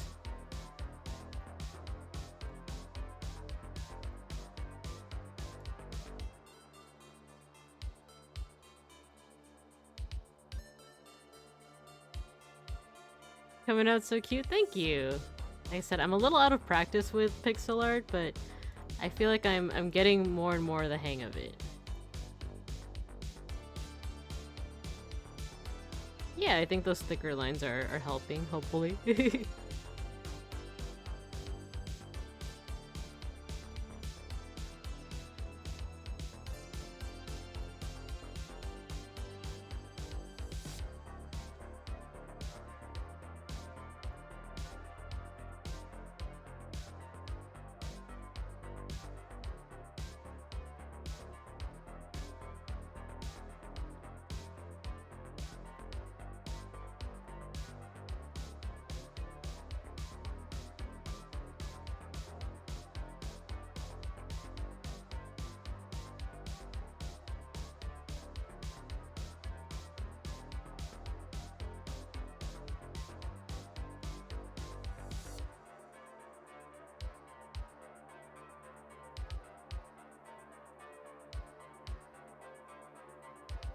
Because I took a nap today, I really didn't get a chance to, I joined the Matarakon Discord, but I didn't really get a chance to browse through it that much. So I don't really know what the vibe is just yet, but I'm pretty excited. But I'm also finding myself very comfy with the communities I'm already a part of. Like, I've actually been cleaning out a lot of my, like, I try to be very minimal with how many discords I join, or that I'm currently a part of. If you heard that sound, it's because Beans shares his games with me, and when he's done playing, sometimes it gives me an alert that sounds like the achievement alert.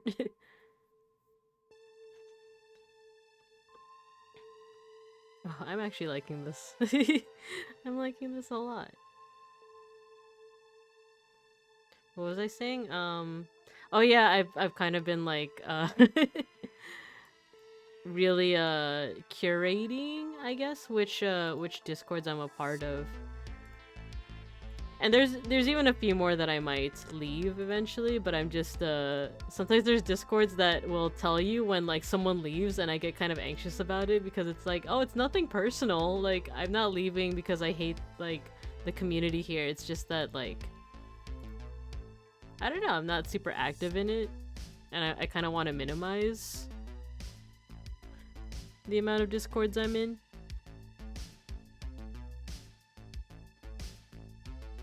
Because right now the ones that I'm most active in is the leaf tent. Oh wait, I'm looking at my reference. It actually doesn't go in like that. It just stops there. Leaf tent, and then there's one with my IRL friends that Beans is also a part of. And I enjoy those communities a lot.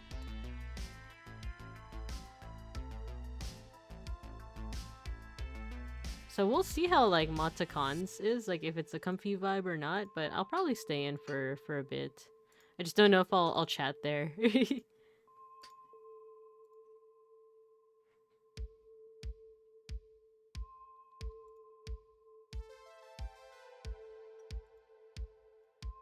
Most Tempest servers you're active in? Ah, cool. I'm also a part of, I'm not active in it, but I'm in the battalion one. I just don't chat a lot. I'm just there for the projects, really. And like I said, it's not because like I feel like I don't like dislike the communities there or anything. I'm just kind of shy.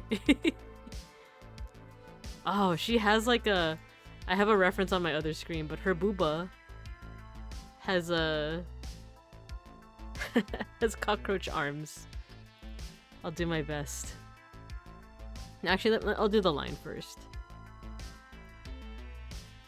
Same with the Magmite one. I'm in the Magmite one, and I don't talk in there a lot. But like I said, not because I dislike them or anything. I'm just shy to talk to other communities. And I used to be part of the guild hall, but I left. I won't specify the reason, but I did eventually leave. But that was another one that I was pretty active in for a while, and then I got more active in the Leaf Tent.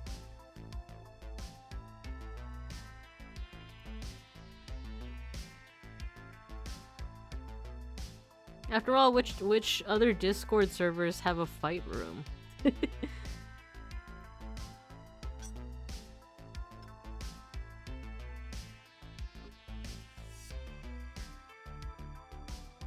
Milky's Magmai one or the bigger one was never in the guild hall.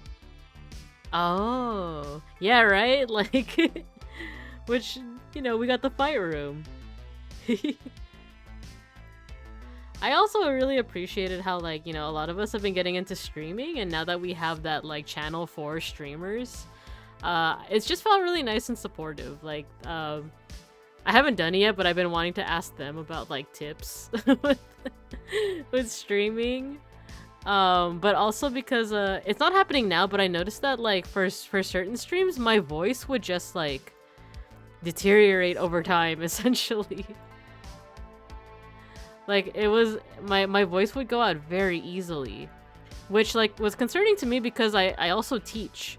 I teach for, like, you know, depending on the day, I'll teach for, like, 6 to 5 hours a day, but my voice wouldn't go out. It's only now that my voice would, like, start to, like, I don't know, go out, like, by the second hour of the stream. I don't remember, you were there for my tarot card stream, right? Because my voice started to, like, fade after a while.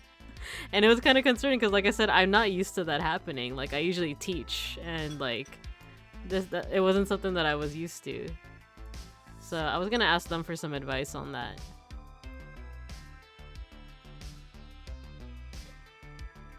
You're also working on your PNG tuber. I remember your model. Your model has the... Oh, yeah. My reading for you was very on the nose. Nice. I remember your model. You're the one with the, I hesitate to say, but the big booba? I'm sorry if that isn't meant to be, like, kind of like the, you know, the number one. I like, you know, you have the hair over your face, right?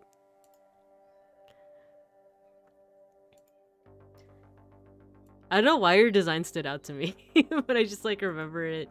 'Cause were you also... You were also in Taco's affiliate stream, right? When we were playing, was it Gartic Phone? Oh, I need the reference for her booba design. I get the reference. Okay, cool. Yeah, I liked your design a lot for your PNG. But I know you said you're still working on it, right?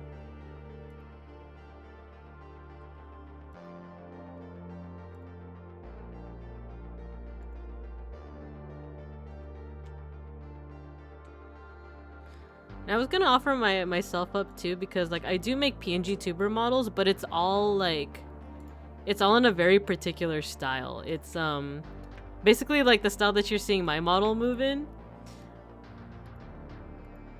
And then I also have a couple of I hesitate to call them PNG tuber kids, because my partner is one of them, and so is Mega Bronson. Oh, that's something that you wanted to get done so you could participate in the stream. It turned out nice. I liked it.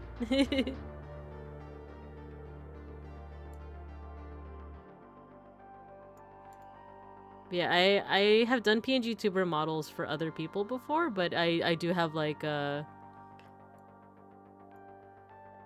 guess, like, a particular style that is more so, like, little creatures. But if you're interested in that kind of style, you let me know.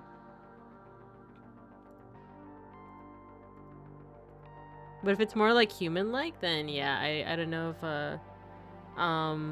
and also I'm kind of just assuming that you would want someone to, like, commission it, when you could also just, like, the one that you already made yourself is already really nice too. You like how bouncy I am? Yeah. I was gonna offer this too. I've been experimenting with I'm using a program called PNG Tuber Plus. And I've been wanting to get more practice with, like, I don't know if I can call it rigging, but, like, making, you know, like, rigging the bounciness, essentially. I offered to Milky, but she ended up doing it herself. But I wanted to offer some folks in the leaf tent, or any folks in the banana chat. That's the group of IRL friends. I'd be down to experiment with, like, you know, implementing the bounce, or like I said, like kind of the rigging of it. And because I'm still like a beginner, I hesitate to say this on stream. I won't say it on stream, but like, I'll put it in the leaf tent in terms of like the actual cost of it. But because I'm a beginner, I hesitate to make it like super unaffordable, you know. But I'll say it in the leaf tent. But if you're interested, if you also want a bouncy model, let me know. Okay, so I got the purple parts. You have an animal form? Remember that? I was gonna ask you about it, but I wanna start out human. Yeah, no problem, no problem. Whichever way you wanna start out as, because I prefer to be a bear for the foreseeable future. I do kind of sort of have a human form, but I think I might want to use that for like my artist persona, you know, like as Pow Pandan is a human, but Bibinka Bear is a bear. Let's see. Let's make the beauty mark like this. Oh, perfect. I like that. Okay, what else am I don't want to make the brooch. The brooch seems really difficult. Is it okay if I skip it?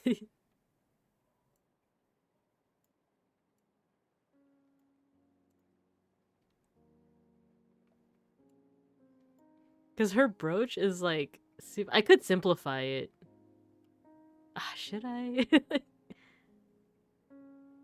A little piggy gnome? Pigs are so cute. Pigs, oh my gosh, that's so cute. I love pigs. Let me get my 640 by 480. I'm just gonna get my tablet out real quick.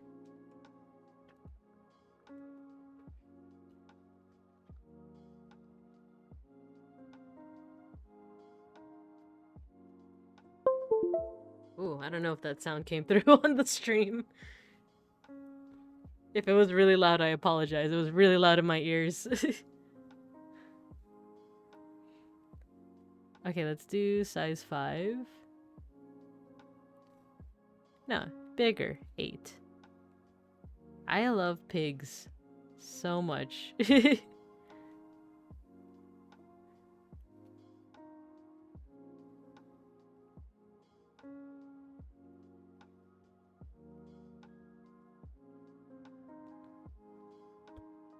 Actually, let's do... This is my usual style with the eyes. I was looking more like a cow, but...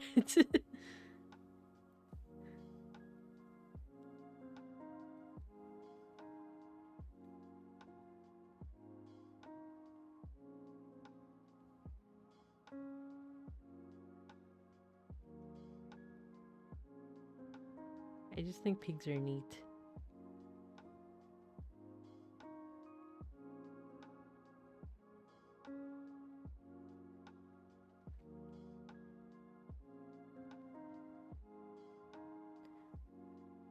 One thing that you know, like I always grew up, you know, when people draw pigs like cartoonishly like this, they have the springy tails. Do they have that in real life? Because I feel like I've only seen them with like more straight tails.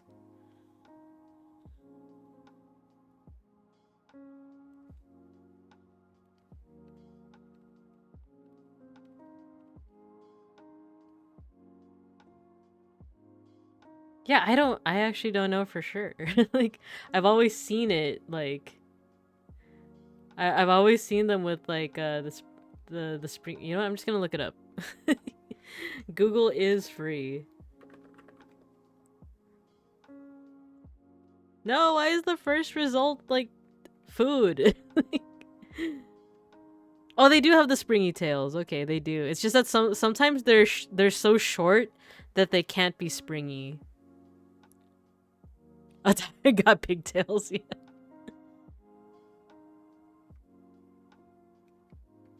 Oh yeah, they do have the let me improve on this the line work of this.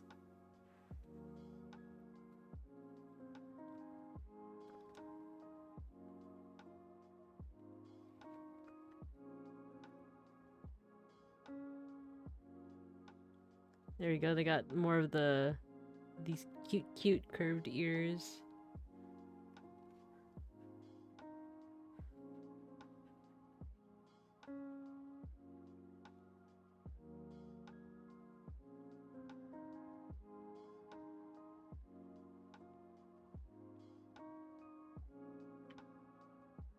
Is this still the same? This is not the same music mix. I'm gonna go back. There we go.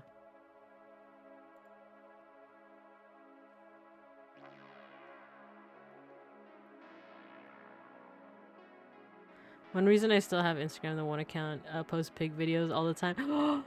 Same, but for me it's bears. Oh, Kiki loading. Thanks for the raid. Hello, welcome, welcome. You caught me as I was drawing a piggy. Oh, hello, Mega Bronson. Oh, is this a friend of yours? Oh, cool.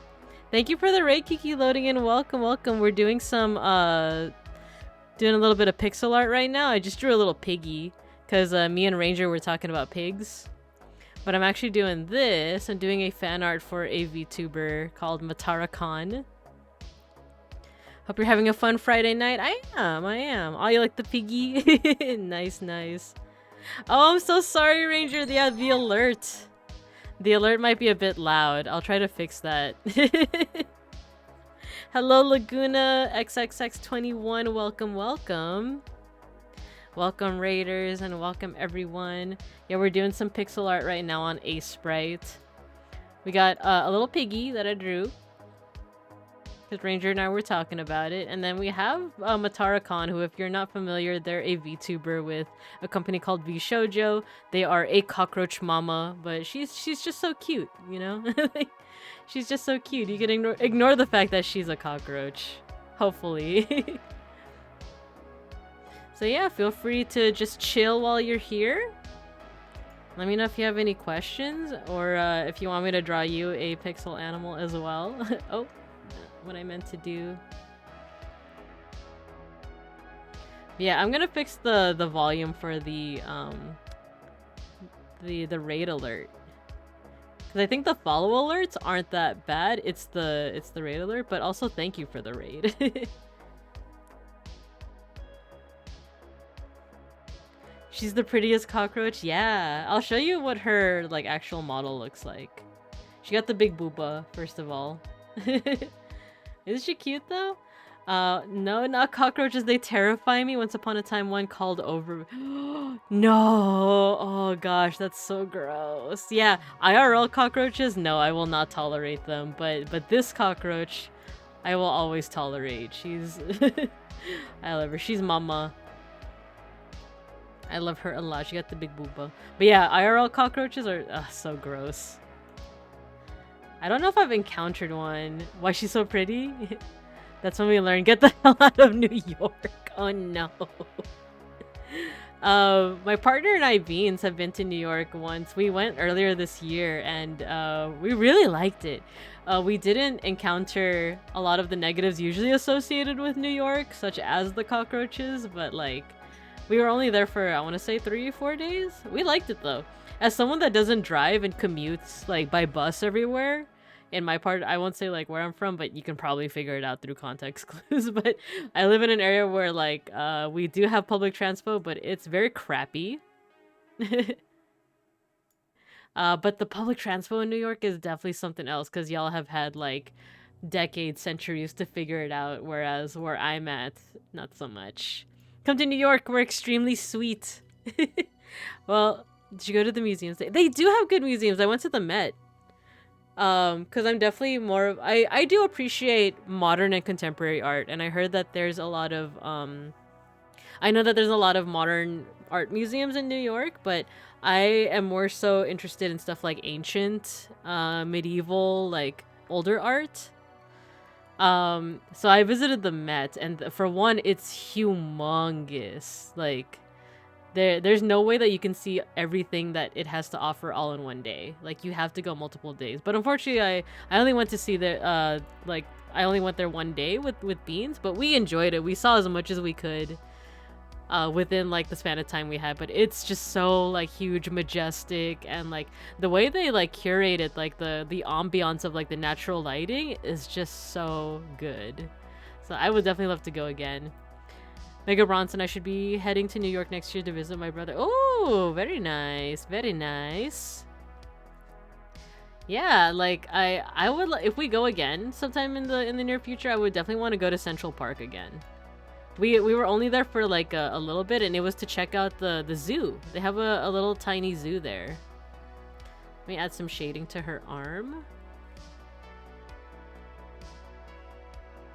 Oh, now I'm using the now I'm using the tablet, and oh, I'm not used to it. I'm not used to it. I usually do these portions with mouse. But when we went to the zoo in the park, we saw the bears. I think that was probably my favorite part, is we saw the bears.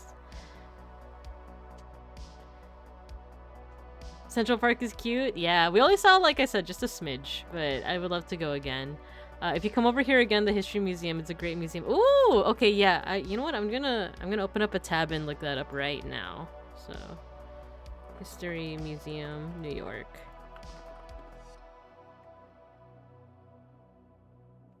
American Museum of Natural History, is that the one? Oh, we should visit the Natural History Museum. I love natural history museums.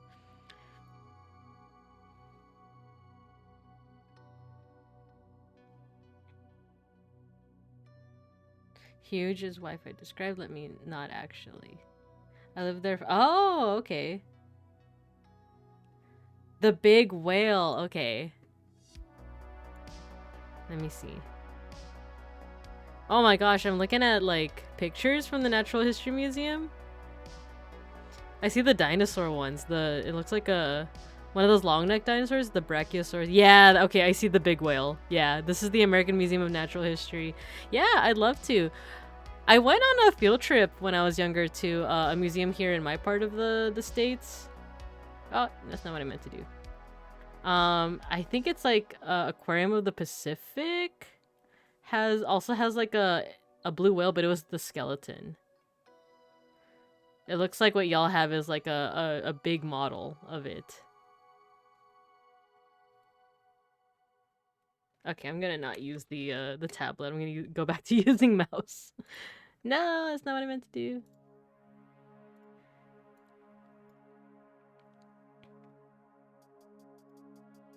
And then let's get some shading here. Oh, not what I meant to do.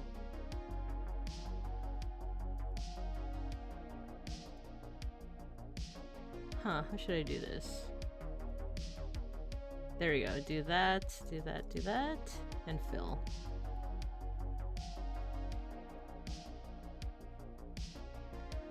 Ah, okay, so it's a huge model of a whale. Cool.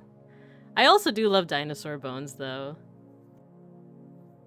But cool that you were there for college for a bit, Kiki Loading. I think I also have another friend that went there for college for a little while. I was once friends with a rich person when we were small. She rented out the whole museum? Wow. For all 18. Wow, okay, that's yeah, that's definitely some like rich people money. Just a random question, what's your zodiac? I'm a Sagittarius sun and a Gemini rising, and I keep forgetting whether my moon is Virgo or Libra. It's one of them. I want to say Libra. But that's my zodiac. I treat astrology very similar to how I treat tarot cards. I also do tarot readings occasionally. In that, like, I don't see it as something that influences the external world, but is like a good internal, how do I say this? Like, it's a good way to introspect and think about like aspects of yourself. But that's just my own personal, I guess, take on it. She was really sweet, not a hateful. Oh, okay, cool. Not a hateful bone in her body. She's sadly moved away. Aw, dang. I know that such things always happens when it comes to like really good friends from like our younger days. But they sound cool, you know? With the usual like discourse of like eat the rich, it's very easy to be like, oh no, you had a rich friend. but they sound like they were really nice. And of course like the discourse with like eat the rich is like billionaires, not people that are like a little bit more well-to-do, right? I knew someone that would fly out of the country every weekend, bro. You know what, I had a friend in college who their dad worked for an airline, so I think they also would literally fly out of the country every weekend. I didn't even leave my house most weekends. This was also before we had cell phones. Oh, I see. I keep thinking about that sometimes, like how we're gonna be telling the next generation like how we communicated with one another, because I was definitely part of the generation that grew up like I didn't have a cell phone, I feel, until okay, I had a Nokia brick phone. I want to say as early as middle school, but it was like I want to say 8th grade. I want to say like that's the earliest I had like a cell phone, and even then it was like a Nokia brick phone that you wouldn't use always, you would just use in an emergency.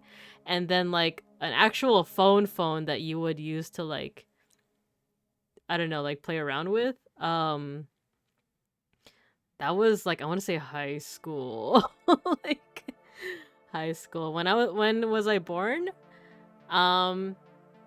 Yeah, I'll just say I was born in December of 1990, so I'm currently 32. I'm gonna be turning 33 this December.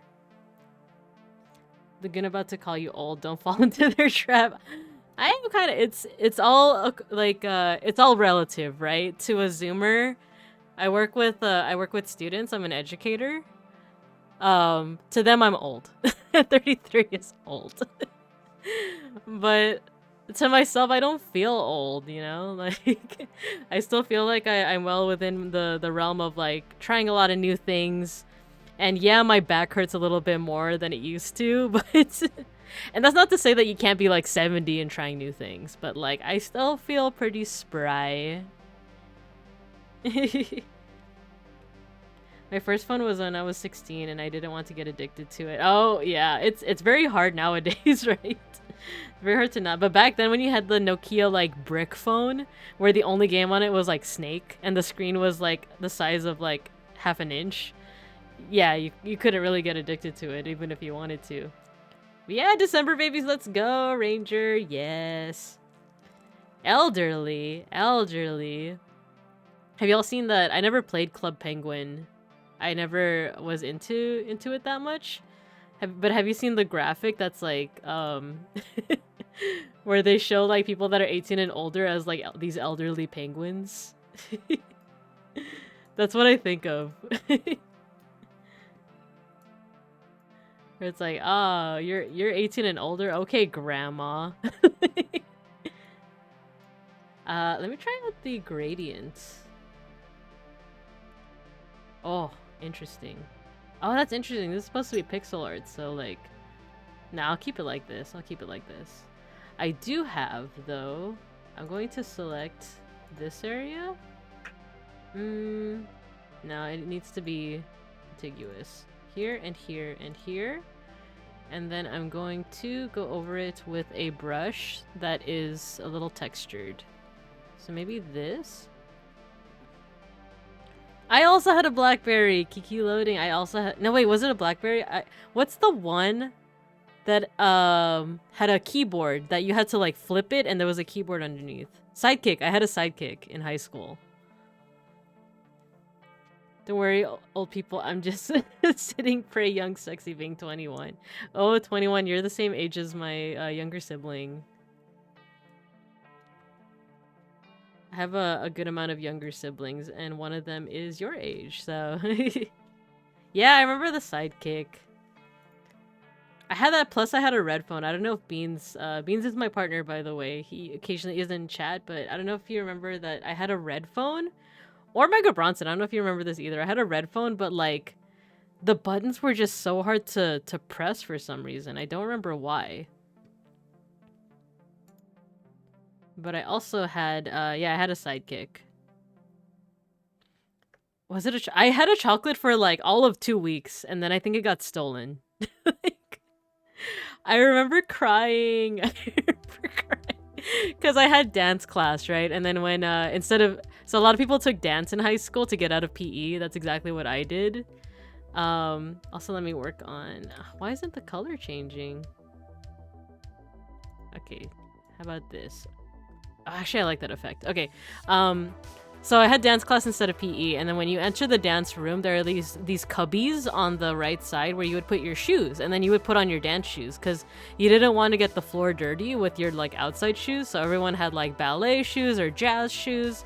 So I remember putting my shoes in there as well as my phone. That's usually where people would put their phones, was the little cubbies. And then I put it in there, I go have dance class, and then by the end of the session, I go to my cubby and my shoes are still there, but my phone was not. My phone was missing, and I remember like I had used my friend's phone to call my mom, and I remember just crying because I this might be like a tad bit of trauma dumping, but like I'm very used to like when my parents would reprimand me, like they would be pretty harsh about it. And I remember like, oh no, my mom's definitely gonna yell at me because I lost my phone. Like I remember crying and being like, I'm sorry, like I lost my phone, it got stolen. And then my mom called me back on my friend's phone, and then she yelled at me not for losing my phone, but because I had called her in tears. She thought that something had happened to me. She was like, I thought like you know, content warning, like SA, but like I thought you were SA'd, and like I thought like why did you leave a crying message on the answering machine? And she's like, we can replace the phone, just don't call like you like something like really serious happened to you. So yeah, like I remember that, and I remember it was a chocolate. I'm pretty sure it was like one of those chocolate phones. Yeah, that's definitely one of them core memories from high school. But that was just kind of funny to me that like don't call like in tears. It's just a phone. But me as like a high schooler is like, but you always yell at me, and like even right now you're yelling at me. I'm crying because I don't want you to yell at me. Yeah, how'd you get that picture of me, Laguna? That's what I look like as I was making that call to my mom. Mom, I'm sorry. And like, you know, in retrospect, like why was I even crying? Like when like I was the one who like, you know, was the victim of theft. You know? Like if anything, I should be the one that's angry. Someone stole my freaking phone.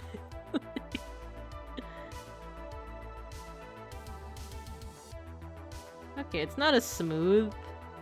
Wait, what if I do this? Yeah, what if I do that?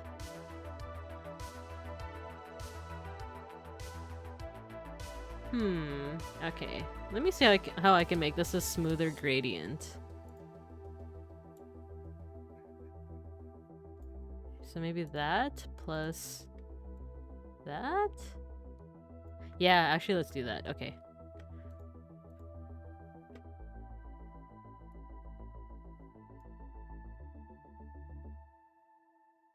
Hello. I was just talking about you earlier. How do you want me to say your name? Because I obviously don't want to say your actual name, but Ashano? But this is my relative, everyone. Ashano is my relative. I'll just say it, he's my brother. Ashano is my brother. I was just talking about you earlier because there's someone in chat that is your age.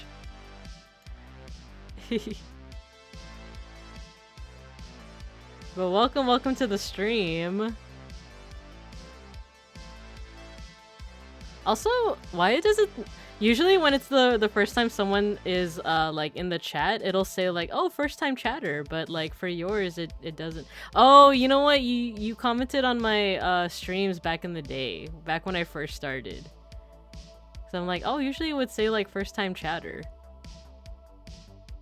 So it may just be sorry to hear that. Hey now, you're an all-star. But thanks for joining me, Ashiano. Yeah, we're doing the pixel art. We're doing the I was actually talking about this earlier too, the Windows XP aesthetic.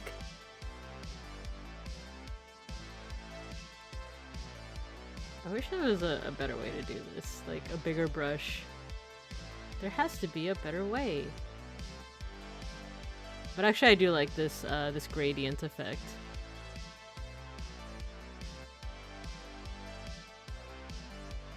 That's actually what I was going for, and like I said this earlier, but I don't know if anyone... Oh, who followed? Now Bratsy Doll, thank you for the follow! Thanks for joining us. Yeah, we're doing some pixel art. That's actually what I was going for, is I was thinking about the, does anyone remember the Humongous Entertainment games? Or is that a little bit too old for some of the folks in here?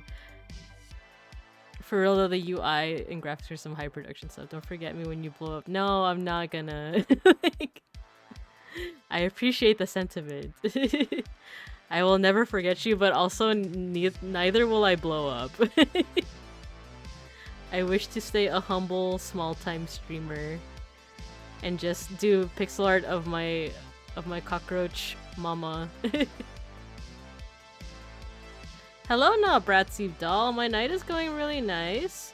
I was feeling kind of eepy earlier, but just a little sleepy, but I'm starting to wake up a little. It is evening here, though. I don't want you to think I'm in a time zone where, you know, it's the morning. It's evening. It's 9:02 where I'm at. This is actually longer than I usually go for. I usually call it after 2 hours, but I'm having a good time right now. We're making some pixel art of a VTuber named Matara Khan.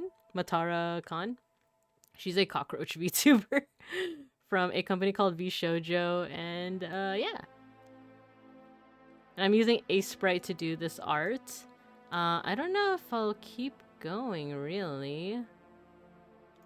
Oh, I missed some spots here.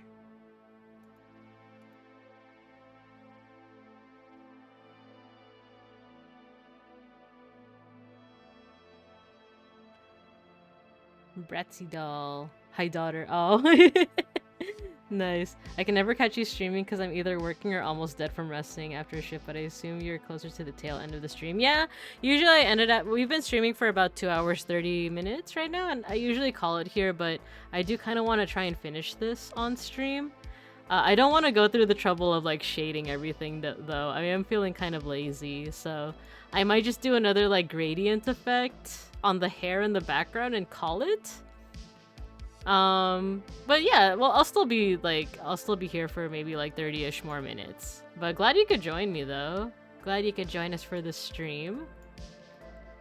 Oh yeah, I was gonna add a little bit of hot pink to the... you guys like the piggy? Her eyes.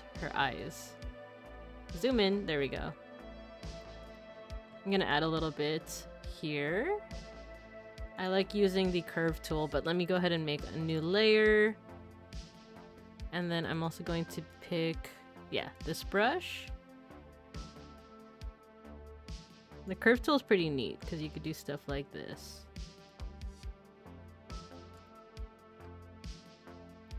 You can also, let's see, erase. And I'm actually gonna move it up a little bit too.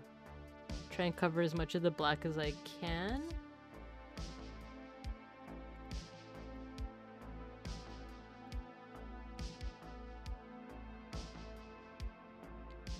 Oh, you like my art? Thank you. I'm a little out of practice with pixel art. I used to do it way more during the pandemic, but I keep, like, I'm kind of on and off with pixel art. I am more so, I draw on Procreate on the iPad. This feels like MS Paint on crack. Yeah, kind of, because it's supposed to, it's specialized just for pixel art.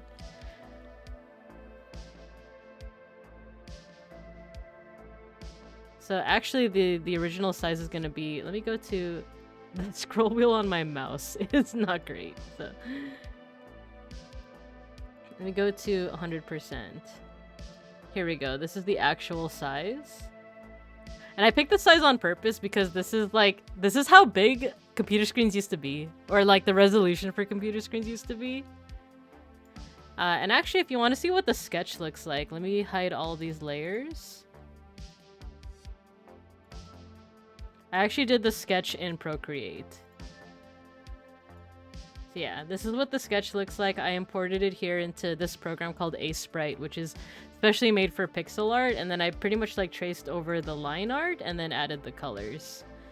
So let me go ahead and put all that back. Oh, let me merge down. And then she also has pincers. Like so. You just remember that you have to finish a birthday art piece? No worries, Ranger. Like, I don't know if that meant that, like, you gotta go run, but, like, this just reminds you that, like, oh no, that's right. Wait, birthday for a certain alchemist or birthday for... But yeah. Like, hopefully that goes smoothly. I wanted to do pixel art for a long time. I didn't know what program to use. I definitely recommend Sprite. The only thing is that it's not free. But it's not expensive. I think I paid like $10 for it, I want to say. Actually, no, I should research that. Sprite. I feel like it wasn't that expensive, though. Sprite? Oh, it's $20. It's $20. But it's on Steam, so you might be able to catch it on sale one of these days. I'd say it's worth it, though, if you wanna seriously get into pixel art. It's a really nice program. Let's see. Talking iPads, I lost my Apple Pen. Oh no! What happened? Yeah, like, Apple Pens are really nice, but also kind of expensive. Well, I guess relative to the actual iPad, not so much, but still, like, losing it is, like, you gotta drop another good amount of money for that. Still listening, not a certain alchemist, I would start. Yeah. No, yeah. I miss him. And a certain scholar. Yeah, check it out. There are other... I'm sure if you look it up, because when I was still getting started with pixel art, I looked at tutorials. I'm the kind of person that, like, before I get into anything, I look at tutorials first before I, like, jump in and just try it. There are free programs. I just forgot what they were. So look into it. But Sprite, I would say, is, like, good because it has things like... If you are making video games, it has, like, a tile function. And then it does stuff like, if you get into pixel art, you'll find out something called like jaggies and doubles, and it helps prevent that. It just makes the line a lot smoother, basically. And Ashiano, you said if it's on stream, then we wait till around next month for Black Friday and all that jazz. Yeah. Wait for Black Friday. Yeah. This will be the third one I've lost. Oh no! Dang. Yeah, I also forgot about Black Friday. That's when the Christmas season really starts. Unless you're Filipino, in which case it's already started. But I love Christmas, so I'm definitely one of those, I'm one of those people that, like, I'm gonna get some hate for this, but I do love the Mariah Carey song a lot. But I also just like the Christmas vibe in general. Alright, let's see the gradient that her hair has. Okay, it just gets lighter. Oh, I should put a highlight. That's what I should do. So I'm going to put a new layer. Let's do white. And then let's do curve and 5 size brush. Let's go straight across. And then curve it. And let's do it again. This way. What did I do? Oh, here. Bucket. September 1st for Christmas. Let's go. Yeah, once it's a Burr month, that's Christmas season for the Filipinos. My wallet cannot handle this. I already have a problem with spending my money on toys. A very special kind of toy. Black Friday, Cyber Monday, except most sales nowadays are stuff that were already on sale 2 weeks beforehand. Ah, yeah, that's how they get you. That's like... Sometimes I just don't trust Black Friday sales because it's like, oh, actually, it's like 20% off, but it's like, is it really 20% off, or are you just saying it's 20% off? True, there's really not more good sales anymore, but last year was better. Still not as it used to be. Yeah, fully agree. What do I want to do here? Is there settings? Yeah, there is. Lighten? Screen? Multiply. No, that's not what I meant to do. I want it so that the black lines are still there. Maybe I should have saved the line art. Oh no, I know what to do. I know what to do. Let's put this to normal. And then let me just magic wand not that one. This one. Magic wand it. Go to this layer and then delete. Ah, there we go. 20% off the new price of 20% more than it normally is. Yep, exactly. Is it really on sale then? Alright, so we got some highlights in there. And yeah, I think I will just do some kind of gradient. So let me magic wand her hair. And then I'll just go, maybe...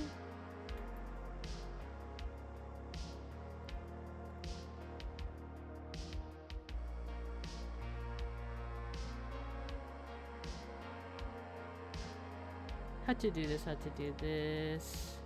Not spray. Pencil. Okay, let's see how this color looks. Oh, I don't like that. I don't like it. Make this darker, a little bit more saturated. And then change the brush. I don't like that brush. Ah, no. Why does it do that? Save the hex code.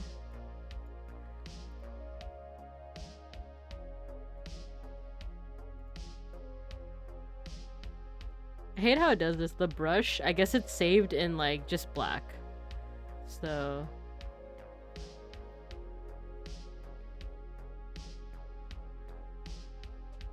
hello, welcome. Let me know how to say your name. Kiertan or Kajertan? I'm new to this. How many pixels is this? This is the canvas size is 640 by 480. So each pixel is like this big, essentially. I don't usually work at this size. I showed some samples earlier in the stream. I usually work much smaller, like this small, where each pixel is like, you know, like each pixel reads as a specific part of a body, you know. This is my attempt at the Tempest Boys from Hollow Stars English. They're a VTuber group. Two of them, my favorites, have graduated since then, but I usually work at this size. This is actually one of my first times working at like a bigger size, essentially.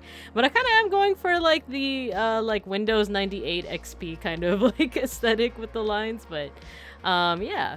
Let me catch up on chat. I tried shopping a little on Amazon Prime Day a couple weeks ago. One item I bought was 19 a week before Prime. Went up to 34 a day. Oh my god. Of course, of course. 20% off, it's 19. Not knowing that, you know, it was already 19.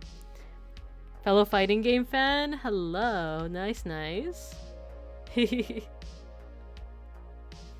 glad you guys like the other art. Yeah, I'll show that one off as well. So to those who aren't familiar with VTubers, this is a group called Hollow Stars. They're called Tempest, and they're part of a group called Hollow Stars English.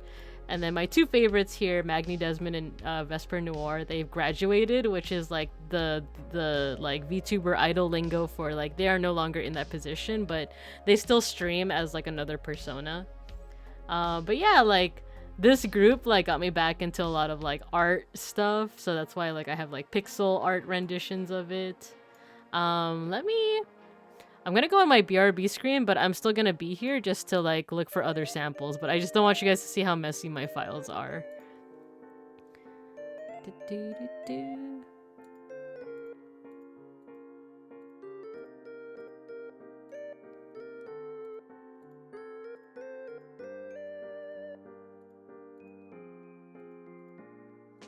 Do I have any other... I know I have other, like, pixel art thingies.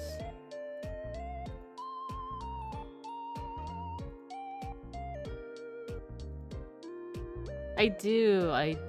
Okay. Open. Okay, back to...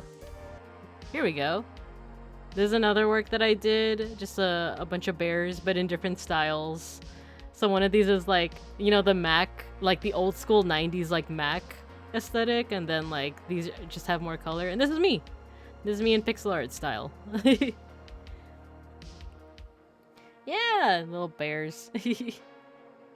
The lower res sprites are low-key harder to work with, trying to make proportions. Yes, no, exactly, Ashano. Yes. It's hard because, like, changing one pixel, I think this one I can actually demonstrate it. The other ones I, like, sized it up, so you can't really see it that well. But let's take this one, for example. Oh, it's not letting me... Oh, because I separated it into different layers. Maybe this one? Kare style?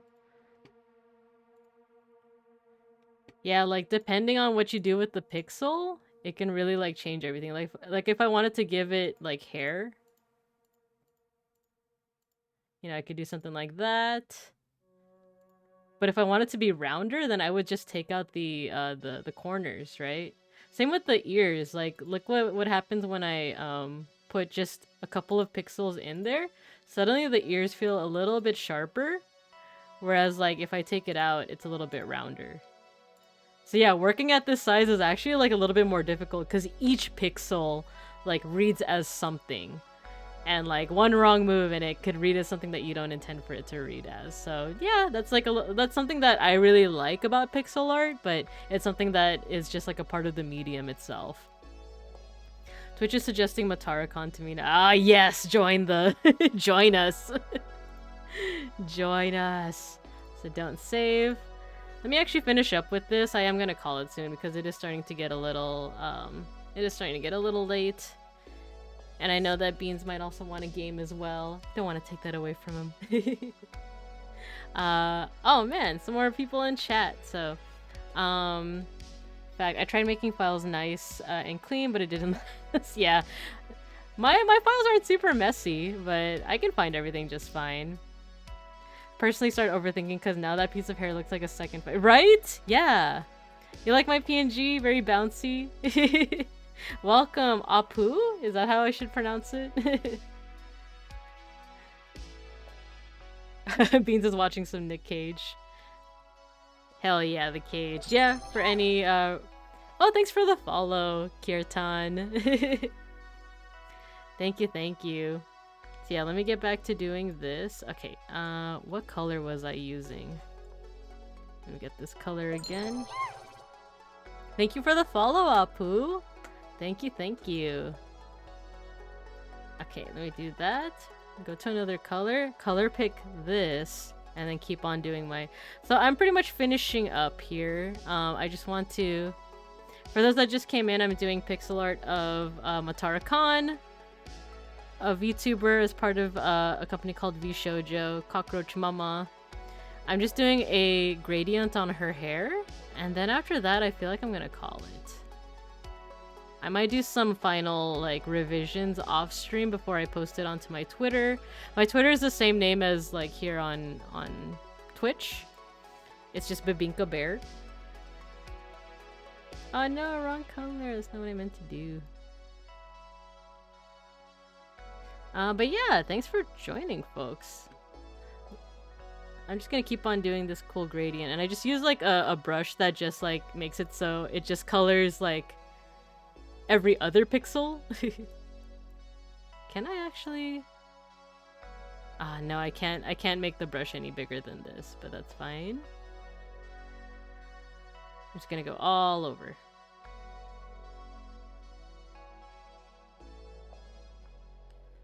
But yeah, pixel. We were just also talking about like the intricacies of pixel art, where like, you know, one pixel can really make a difference unless you're working a bigger size. In which case, I'm working on like a canvas that is 640 by 480, which is actually the size of like, if any of you have like, you know, we're using computers back when it was Windows 98 or Windows XP. like a lot of programs and games would use that resolution, which seems so small to us now, right? We're using 1920 by 1080 most likely. It was much smaller back then. Oh, like Apu from The Simpsons, yes. Nice, nice. If I ever had a child, I'd nickname Babinka, because it's like a bun in the oven. Aww. Yeah, I really like Babinka too, and I also thought like, just has a nice ring to it. I want to curve this out a little bit more.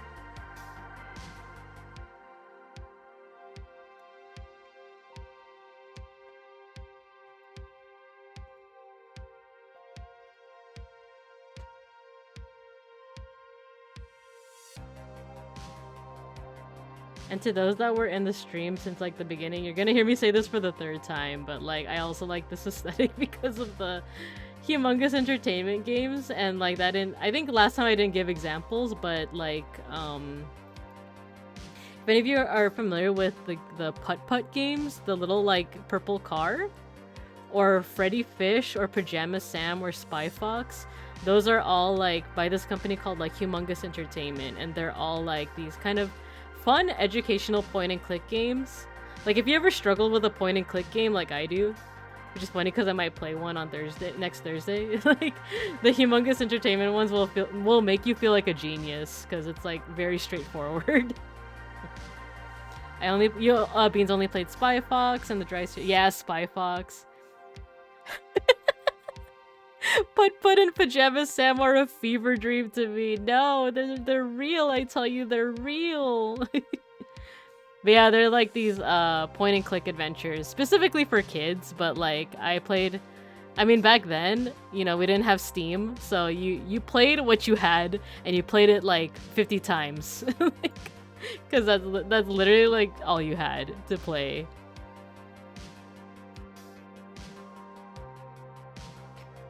Oh, what am I playing on Thursday? I'm thinking of this game called Four Last Things. It's like an art history. Okay, so it's a point and click adventure, but it uses Renaissance paintings as the background and characters, and the humor seems very Monty Python, which like I enjoy. Like I haven't seen that many Monty Python things, but like the few that I have seen, I kind of enjoy, I would say. So I might be playing that. I've also been wanting to play, it also has a sequel called Procession to Calvary. And then there's a game I know that came out called Pentiment, which is also in that aesthetic of like medieval art style. I don't remember if it's a point and click adventure, but it seems like it would be. Putt, yeah. I think I remember that game, but I might also be thinking of Grim Fandango. Grim Fandango was a point and click, but the thing with certain point and clicks is that it can be really hard to like parse out what it is you're supposed to be pointing and clicking at.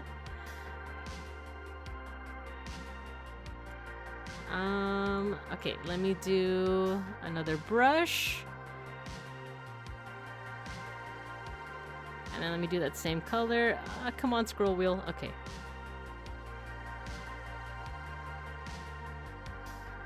Come on. Color pick. Oh yeah, we're getting into 3 hours. I think I will call it soon once I finish this gradient.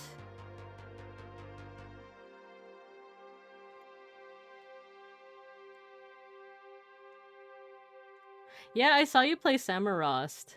I only caught like the tail end of some of it because we went to the gym, Beans and I, right around the time you started, and then it's funny because like when we came back we were like, oh my god, you're still going. Endurance streamer for real.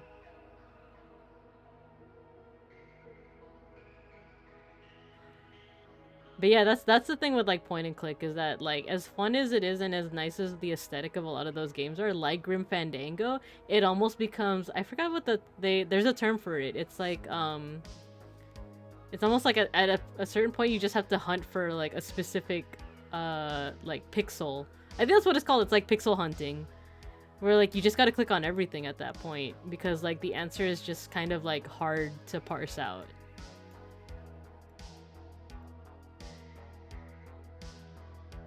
You know what? Maybe my tablet actually would be more useful for this. Oh my god, yeah, that feels a lot better on my fingers.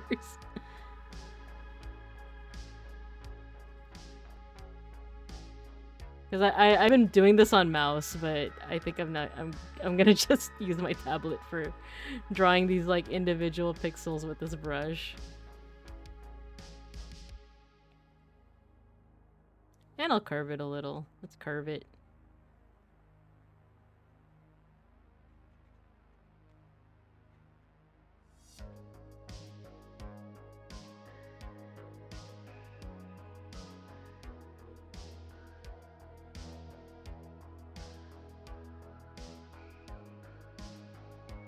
But yeah, I still want to give those games a try, the ones that I mentioned. And then yeah, I'm gonna check out Pentiment. I don't know if it's a point and click. But I was also thinking those games that I mentioned, Pud Pud, Pajama Sam, Freddy Fish. I might play those for my birthday in December. Because they're very nostalgic to me. And also because there's a game called, there's a character in those games called Fatty Bear. And he's just a fat bear. That's like that's his character. That's him. But it's a game called like Fatty Bear's Birthday Surprise, which I think is very apt, you know, for a birthday stream.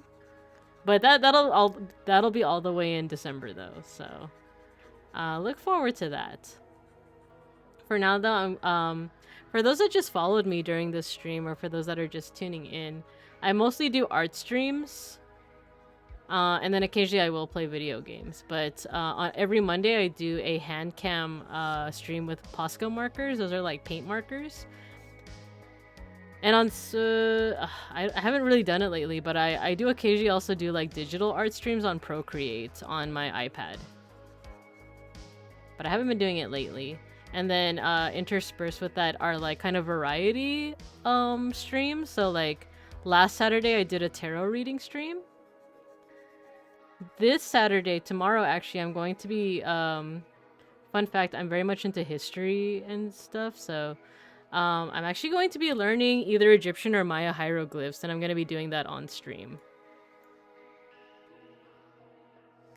Okay, so let's save. I like how this turned out, actually. There are some things that I might edit post, like, off stream, but I'm liking how this turned out. And once again, this is Matara Khan. I don't like when I zoom out to 50% because it blurs the lines, but here at 100%, you could see like all the pixels. Oh, and there's some spots I missed over here, but I'll fix that. But yeah, thanks for those that were able to join in, and thanks for the follows, thanks for the raid, Kiki loading. And yeah, I think from here, let me see if I missed any chat messages. Yeah, alright, cool. So, thank you everyone for joining in. I'll be streaming again tomorrow at 6:30 PST. I believe that is 11 or 10:30 JST. And then I'm too lazy to convert to the other to the other time zones, but I also have my schedule on my Twitter. But yeah, oh, and I think it's also on Twitch too. But tomorrow I'm going to be doing some hieroglyph studies, hieroglyph reading, and then next Monday some more art streams. So look forward to that. I'm going to go ahead and go on my ending stream, and my ending screen, sorry. And yeah, I'm really glad with the progress that we made today. So I'm going to go ahead and go to my ending screen, and let's see who we can raid into. Let me stop the music. Thanks again, Kiki Loading, and yeah, you have a good night as well. To everyone else that's listening in, have a good night, and as always, I'll see you when I see you. Let me stop raids, and then let me see who I can raid into. Who is streaming right now? Oh, a lot of people are streaming. Big Ham is streaming! I'll send you into Big Ham. You'll like her. She's a giant hamster VTuber. Biggest, I forgot what she says, like, biggest hamster on Twitch. I'll send you into her. So, goodbye everyone. Good night.